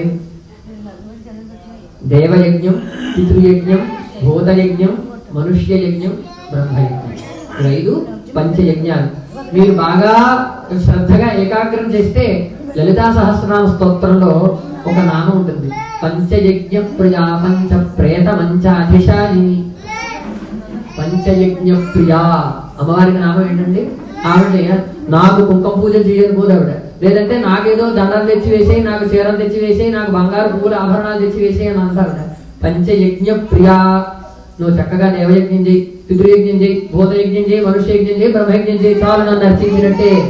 నువ్వు నిత్యం నీ ఇంట్లో దేవతార్చన చేస్తే, తప్పకుండా పితృకర్మ నిర్వహిస్తే, భూతయజ్ఞం చేస్తే, మనుష్య యజ్ఞం చేస్తే, బ్రహ్మయజ్ఞం చేస్తే నువ్వు నన్ను సంతృప్తి పరచనట్టే. నువ్వు ప్రత్యేకమైనటువంటి చండీ యాగాలు చేసేక్కర్లేదు. అంటే చండీ యాగం చెయ్యకూడదని కాదు నా ఉద్దేశం, చండీ హోమం లాంటివి చెయ్యాలి, దేవయజ్ఞంలో భాగమే అది. కానీ నిత్య నైమిత్తికమైనటువంటి కర్మలను విడిచిపెట్టి ఈ పితృతిథుల కర్మలను విడిచిపెట్టి నువ్వు ఎన్ని చేసినా వ్యర్థం. అవి చేస్తే ఇది చేసినట్టే. అందుకని అమ్మవారికి కూడా నామం అదే, పంచయజ్ఞ ప్రియాయై నమః, పంచప్రేత మంచాధిశాయిన్యై నమః. అందువల్ల అమ్మవారికి, ఈశ్వరుడికి, అందరికీ కూడా ఏమిటంటారయ్యా అంటే ప్రధానంగా నిత్య నైమిత్తిక కర్మల్ని విడిచిపెట్టకుండా చేసిన వాడు ఎవడున్నాడో వాడే శివార్చనకి యోగ్యుడు, అంతే తప్ప మిగిలిన వాడు ఎవరు యోగ్యులు కాదు. నిత్య నైమిత్తిక కర్మాలని, స్వస్వధర్మాలని మీరు బాగా గమనిస్తే ఎక్కడైనా దేవతా ప్రతిష్ఠ జరిగింది అనుకోండి, ఇప్పుడు ఇలాంటి ఆలయం ఉంది, ప్రతిష్ఠ చేయబడిన ఆలయం అనుకోండి, ప్రతిష్ఠ సంకల్పంలో ఏమంటారంటే స్వస్వధర్మ నిరతత్వ సిద్ధ్యర్థం అంటారు. వేరే ఏం చెప్పరండి, స్వస్వధర్మ నిరతత్వ సిద్ధ్యర్థం. ఎవరెవరు వారికి నియమింపబడిన స్వస్వధర్మాలను ఆచరించేలా అనుగ్రహించవయ్యా ఈశ్వర అని సంకల్పం. దానికి అర్థం స్వస్వధర్మాన్ని విడిచిపెట్టకుండా ఉన్నవాడే శివార్చనకి అర్హుడు తప్ప విడిచిపెట్టిన వాడు ఈశ్వరార్చన చేయలేడు. ఇప్పుడు ఇదంతా తెలుసుకున్న తర్వాత ఇప్పుడు యజ్ఞాల్లో రెండవది ఏంటి? దేవయజ్ఞం అయిపోతే పితృయజ్ఞం. ఈ సుమతి గతించిన తన తండ్రికి పితృయజ్ఞం చేయడానికి సిద్ధపడ్డట.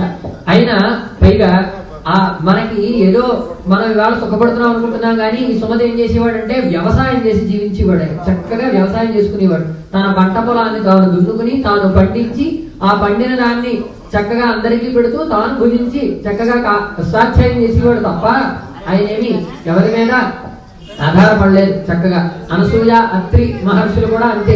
ఆయన కూడా, అత్రి మహర్షి కూడా చక్కగా వ్యవసాయం చేసేటువంటి వాడు. క్షేత్రజ్ఞుడు అంటారు వ్యవసాయం చేసేవాడు.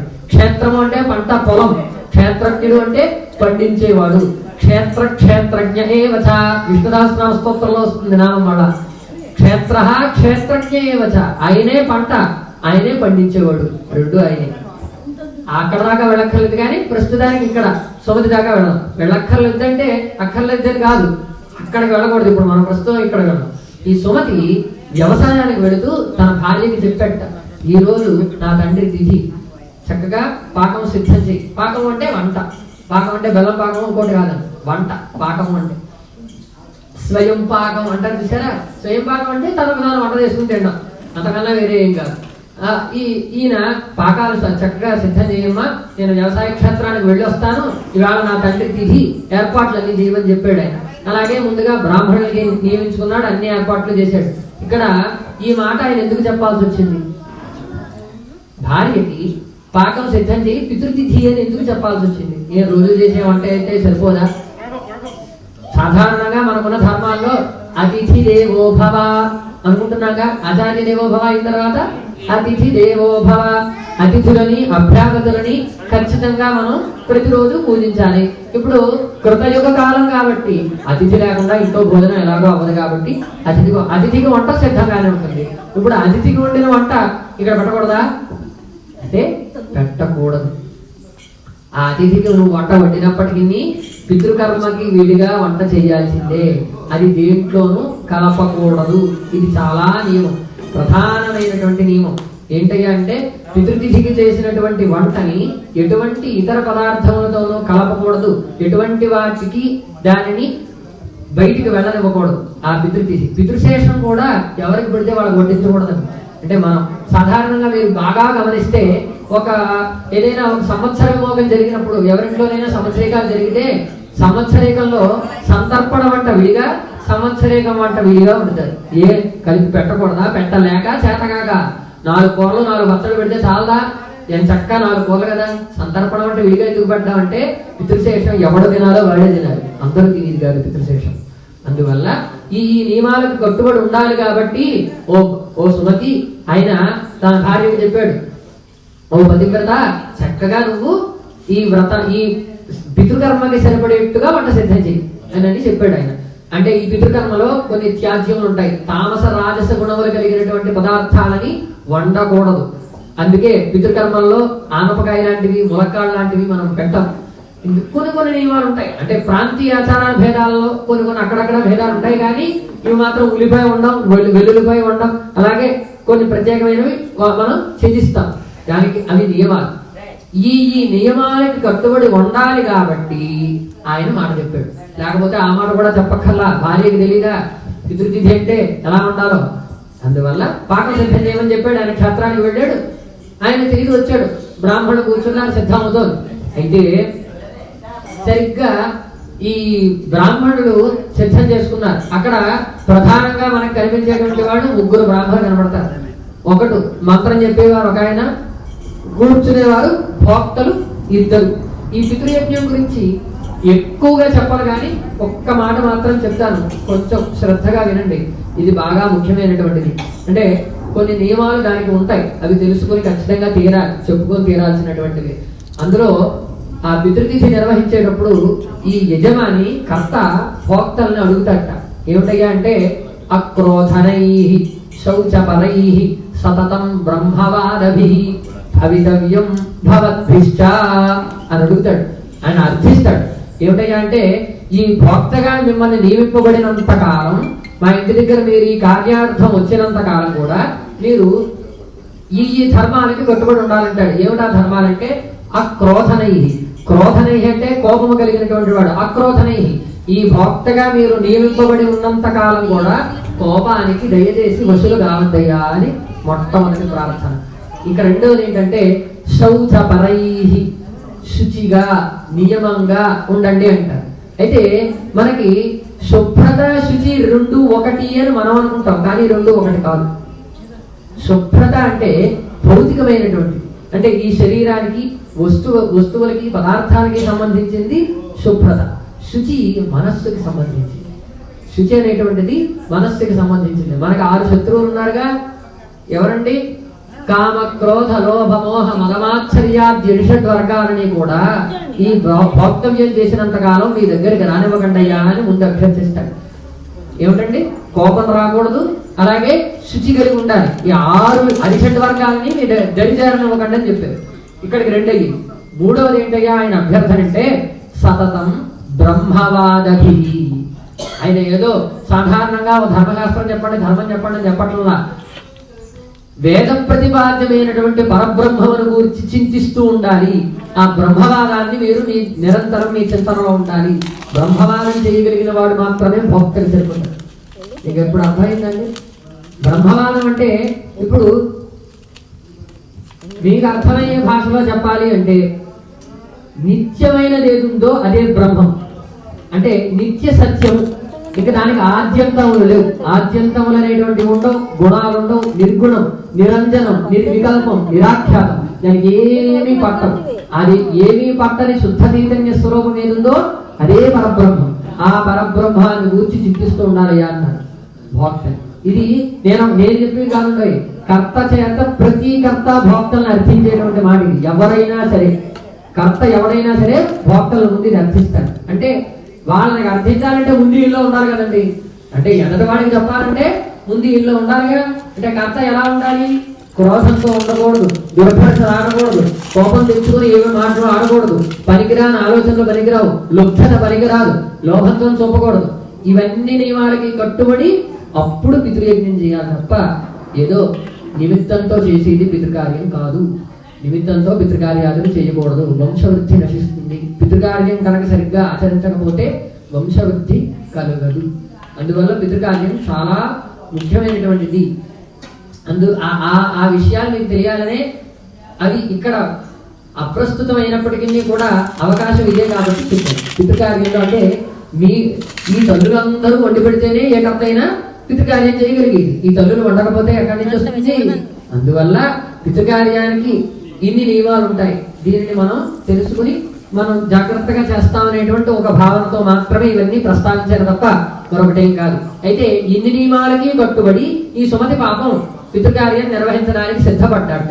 సిద్ధపడితే ఏ దుర్ఘటన ఎందుకు అలా వచ్చిందో సరిగ్గా ఈవిడ వండినటువంటి ఈ పదార్థాల దగ్గరికి ఒక పాము వచ్చి ఆ పైనుంచి విషాన్ని పాయస పాత్రలో విషాన్ని విరజమ్మి వెళ్ళిపోయింది. ఇప్పుడు ఇది ఎవ్వరు చూడలేదు, కుక్క చూసింది. ఆ పెట్టే కర్త చూడలేదు, సుమతి చూడలేదు, అతని భార్య చూడలేదు, ఇంట్లో ఉన్నవాళ్ళు చూడలేదు, ఎవ్వరు చూడలేదు, కుక్క చూసింది. ఈవిడ తల్లి కదా, ఆవిడకి పూర్వజన్మ స్మృతి ఉందన్నాం కదా. పూర్వజన్మ స్మృతి ఉందంటే వర్తమానం ఏం జరుగుతుందో కూడా తెలుస్తుంది కదా. పూర్వజన్మ స్మృతి ఉన్నదానికి వర్తమానం తెలీదా? అందువల్ల ఈవిడ చూసింది.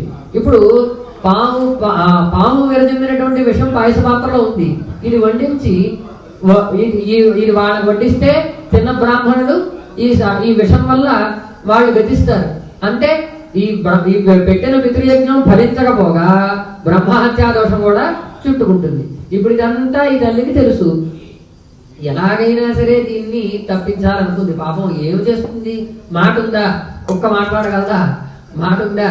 ఏమీ లేదు. పోని తెలియలేకుండా ఉందా? ఇదేనండి ప్రారంభం అంటే ఇదే. ఇంతకన్నా మరొకటి ఏముండదు ప్రారంభం అంటే. చూసింది, చెప్పాలని ప్రయత్నం, కానీ చెప్పలేము. ఎవరు వింటారు? కుక్క అరుస్తుంది, మనకు అర్థం అవుతుందా? ఎంతలాగో అరుస్తుంది, మొత్తుకుంటుంది, మనకు అర్థం అవుతుందా? అర్థం అవుతుంది. అంటే ఎంతో విషయం లోపల చెప్పాలనుంది, కానీ చెప్పడానికి ఆవిడకి అవకాశం లేదు. తల్లి అయినా సరే అవకాశం లేదు. దీన్నే ప్రారంభం అంటారు. ఇంకెంతకన్నా మరొకటే ఉదాహరణ అక్కర్లా ప్రారంభానికి. అందుకే ప్రారంభాన్ని పరమేశ్వరుడు కూడా తప్పించడు. ఎందుకంటే ప్రారంభాన్ని అనుభవించి తీరాల్సిందే. అందువల్ల ఈవిడ చూసింది, ఏం చేయాలి? ఇంకా ఆవిడకి ఏ దారి పోలేదు, ఏం చేయాలో తెలియలేదు. చిన్నగా వెళ్ళి కూతురు వచ్చేదాకా, కోడలు వచ్చేదాకా చూసింది. మరి ఈవిడ కోడలు కదా, ఆవిడ కోడలు వచ్చేదాకా చూసింది. ఎప్పుడు కోడలు వచ్చి చూసిందో అప్పుడు వెళ్ళి పాయస పాత్రను ముట్టుకుంది కుక్క. అప్పటిదాకా ముట్టుకోలేదు, ఎందుకంటే ఆవిడ లేకుండా ముట్టుకున్నాడు తెలియదుగా. అందుకని కోడలు వచ్చేదాకా చూసి అప్పుడు ముట్టుకుంది. అయితే శునకం ఇంట్లో తిరిగినప్పటికీ ఆ విషయాలు పక్కన పెట్టి ఇంట్లో ఉండొచ్చా లేదా ఈ కుతర్కాలకు వెళ్లకుండా శునకం గాని, పిల్లి గాని, పాము గాని ఇటువంటి వాటి స్పర్శ తగిలితే, ఒక శాలీయుడు గాని ఇటువంటి వాటి స్పర్శ తగిలితే ఆ వంట బ్రాహ్మణులకు వడ్డించడానికి పనికిరాదు. అందువల్ల ఇది ఆవిడ చూసింది, పాపం చూసింది, కోపం వచ్చేసింది. కష్టపడి సిద్ధం చేసిన వంట ఇదంతా ఇప్పుడు ముట్టుకుంది ఏంటి కదా, ఇప్పుడు ఆ వంట మొత్తం పనికిరాదు. చచ్చినట్టు మళ్ళా వంట అంతా వండాలి. ఆవిడ విపరీతమైన కోపం వచ్చేసింది. కర్ర తీసుకుని చితకబారేసింది ఆ కుక్కని. ఈ వంట అంతా గొయ్యి తీసి కప్పెట్టేసి ఆ కుక్కని చితకబారేసి బయటికి పంపేసి మళ్ళా భక్తులను కూర్చోబెట్టి వంట అంతా చేసి శ్రాద్ధాన్ని నిర్వహించారు. శ్రాద్ధం పూర్తయింది. ఆ పూటకి శ్రాద్ధం పూర్తయింది. పాపం ఈ దెబ్బతిన్నటువంటి కుక్క వెళ్ళి ఎద్దుతో బాధ అంతా చెప్పుకుంది. ఎద్దు మరి అక్కడేగా ఇంట్లో ఉండేది. అయితే పాపం ఇదేమో నీరసంగా దెబ్బలతో పెడుతోంది. ఎద్దు కూడా నీరసంగానే ఉంది. ముందు ఈవిడ బాధ చెప్పలేదు. అదేమిటి నీరసంగా ఉన్నారు ఏమిటంటే, ఇవాళ నాకు ఇది పెడుతున్నాడు, నాకేమో ఏ గడ్డి పెట్టలేదు, నాకు ఇవాళ తినలేదు, పైగా వ్యవసాయానికి తీసుకెళ్లి పొలం అంతా దున్నించేసాడు నా చేత అని ఆయన బాధ ఆయన చెప్పుకున్నట్ట. ముందు ఇక్కడ మనకి ఏంటంటే పితృయజ్ఞం చేసేటప్పుడు భిక్ష వేయకూడదు. ఆ పితృతిథి ఇంట్లో జరుగుతున్న రోజున భిక్ష వేయకూడదు. అది అయిపోయి పర్యంతం ఇంకా వేళ భిక్ష వేయకూడదు. ఈ భూతబలి కూడా పనికిరాదు. ఒకవేళ పెడితే భూతబలి పెట్టిన శేషం పితృయజ్ఞంలో వాడిన దోషం వస్తుంది. ఏ శేషము పితృకార్యంలో వాడకూడదు. పితృశేషం విడిగా ఉండాలి తప్ప ఎటువంటి వారికి పెట్టింది మిగలకూడదు. ఇప్పుడు ఒకవేళ భిక్ష వేసాం అనుకోండి, ఆ వేళ సూర్యోదయం అయిన తర్వాత ఈ పితృకార్యం నిర్వహించేలోపు భిక్ష వేసాం అనుకోండి, ఈ భిక్ష వెయ్యిగా మిగిలింది పెట్టినట్టు లెక్క వస్తుంది. అందుకని భిక్ష వేయకూడదు పితృతిథి జరుగుతున్న రోజున. అందువల్ల ఈ భూతబలి లేదు, బయట భిక్షలు లేవు. ఈ కుక్కకి ఏమీ పెట్టలేదు, ఎద్దుకి ఏమీ పెట్టలేదు, ఎవరికి ఏమీ పెట్టలేదు. పితృతిథి జరిగినాక అయిన తర్వాతే పెడతారనమాట. అందువల్ల ఆయన బాగా ఆయన చెప్పుకున్నాడు. మూతికేదో తాడు కట్టేశాడు, నాకు కట్టేది ఏం పెట్టలేదు, నన్ను ఏం తినలేదు, నా పరిస్థితి ఇలా ఉందంటే ఈవిడ బాధ చెప్పుకుంది. నా పరిస్థితి ఇలా ఉంది, చూశాను కళ్ళారా, విషయమా నోటితో చెప్పలేను, నా ప్రారంభవశాత్తు ఏం చెప్పలేకపోయాను, కానీ ఏదో ప్రయత్నం చేత ఆ పాకాన్ని మాత్రం పక్కకి తప్పించగలిగానని వీళ్ళిద్దరు చెప్పుకున్నారు. కర్మంతా పూర్తయిన తర్వాత వీళ్ళిద్దరి సంభాషణ కొడుకు సుమతి విన్నాడు. ఈ కొడుకు సుమతి ఏమని చెప్పారండి? విన్నాడు అని చెప్పాడు. నీకు అర్థమైందా? బాగా కొంచెం ఏకాగ్రంగా వినాలి. ఇక్కడ ఎందుకు ఆయన విన్నాడు అంటే వీరిద్దరి సంభాషణ ఏ ఇంద్రియం పనిచేసింది? శ్రవణం. అంటే నేను మీకు బాగా ముందే చెప్పాను, జ్ఞానేంద్రియాలు వేరు, కర్మేంద్రియాలు వేరు. ఏకాగ్రం ఎక్కడ పక్కకి తప్పినా పాయింట్ పట్టబోతుంది. అయినా విన్నాడు, వీరిద్దరి సంభాషణ విన్నాడు. మనకి అత్రి మహర్షి పశుపక్ష్యాదులు మాట్లాడుకునేటువంటి మాటలను గురించి ఒక ప్రత్యేకమైన శాస్త్రాన్ని అందించారు. వర్తమానం అది అందుబాటులో లేదు, కానీ అప్పటి కాలానికి అది అందుబాటులో ఉండేది. ఆ శాస్త్రాన్ని ఈ కొడుకు అధ్యయనం చేశాడు. ఎంత అదృష్టమో చూడండి, తండ్రి అదృష్టం. ఆ పశుపక్ష్యాదులు మాట్లాడుకునేటువంటి విషయం ఆ శాస్త్రాన్ని అధ్యయనం చేయడం వల్ల కొడుకుకి తెలుసు. ఈ ఎద్దు కుక్క వాటి భాషలో మాట్లాడుకుంటున్నాయి, ఇతనికేం తెలియదు. ఈయన ఇంద్రియానికి అది పట్టింది. అంటే మనం మంత్రం వింటాం, మంత్రార్థం మనకి తెలియదు.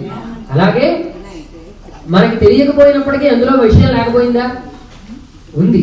అందులో మంత్రంలో చక్కనైనటువంటి విషయాలు చాలా ఉన్నాయి, మనకు అర్థం తెలియదండి. అలాగే ఆయన కూడా ఈ వీళ్ళిద్దరి మాటలో విన్నారు. కోడలకి ఏం అర్థం లేదు, కానీ ఈయన శాస్త్రం పండితుడు కదా, ఈయనకి అది అర్థమైంది. అర్థమైతే ఆయన మొత్తం విషయం తెలుసుకున్నాడు. ఇప్పుడు ఏం చేయాలి? ఇప్పుడు పోని తల్లి తండ్రి అని తెలిసిపోయిందయ్యా, బాగానే ఉంది, ఏం చేయాలి? ఇప్పుడు తల్లి ఏమో కుక్కగా ఉందా ఎదురుకుండా, తండ్రి ఏమో ఎందుగా ఉన్నాడా, ఏం చేయాలి? తల్లిదండ్రులు తెలిసిపోయింది. ఇప్పుడు ఏం చేద్దాం? పితృకర్మ ఏమో ఇవాళే పెట్టాడు పైగా. ఇప్పుడు ఏం చేయాలి? వాళ్ళిద్దరిని చక్కగా బాగుందని చెప్పి తీసుకెళ్లి సింహాసనం మీద కూర్చోబెడతాడా? ఎద్దుని బాగా సింహాసనం వేసి ఎద్దుని సింహాసనం మీద కూర్చోబెడతాడా? కుక్కని సింహాసనం మీద కూర్చోబెడతాడా? కూర్చోబెడితే అయిపోతుందా? అలా ఇది కాదుగా. అలా అయిపోతే ఇంకే చక్కగా ఏ పాప ఫలితం లేకుండా సింహాసనం మీద కూర్చోబెడితే కుక్కకి ముక్తి కలుగుతుందా? కలగదుగా. ఎద్దుకు ముక్తి కలిగిపోతుందా సింహాసనం మీద కూర్చోబెడితే? అంటే ఇవన్నీ మనం అనుకుంటున్నాం విషయాలు. ఒక సింహాసనమో, ఒక రాజ్యభోగాలో, సుఖాలు, మన వెనకాల దాసులు, పనిచేయడం, ఇవన్నీ కూడా చేయడానికే తప్ప ఉత్తమ గతులు పొందడానికి అదేది పరికరం, ఎందుకు పరికరం. నువ్వు అనుభవించిన సుఖాల్లో ఓ పాప ఫలితమో పుణ్య ఫలితమో అక్కడ ఉంటుంది అంతే తప్ప దానివల్ల ఉపయోగం ఏం లేదు. ఇప్పుడు ఏం చేయాలి? తల్లిదండ్రి ఎదురకుండా ఉన్నారు, వాళ్ళ పరిపూర్ణంగా మాట్లాడలేరు. ఇప్పుడు తల్లిదండ్రికి ఇప్పుడు ఈ శ్రాద్ధంతో ఎందుకు పెట్టాడు? ఆ తల్లికి తండ్రికి ఉత్తమ గతులు కలగాలనేగా, ఊరికే పెట్టింది కాదు. మరి ఇప్పుడు ఎలా? ఆ తండ్రి తీసి నిర్వహించిన తర్వాత ఎద్దుగా తండ్రి ఎదురకుండా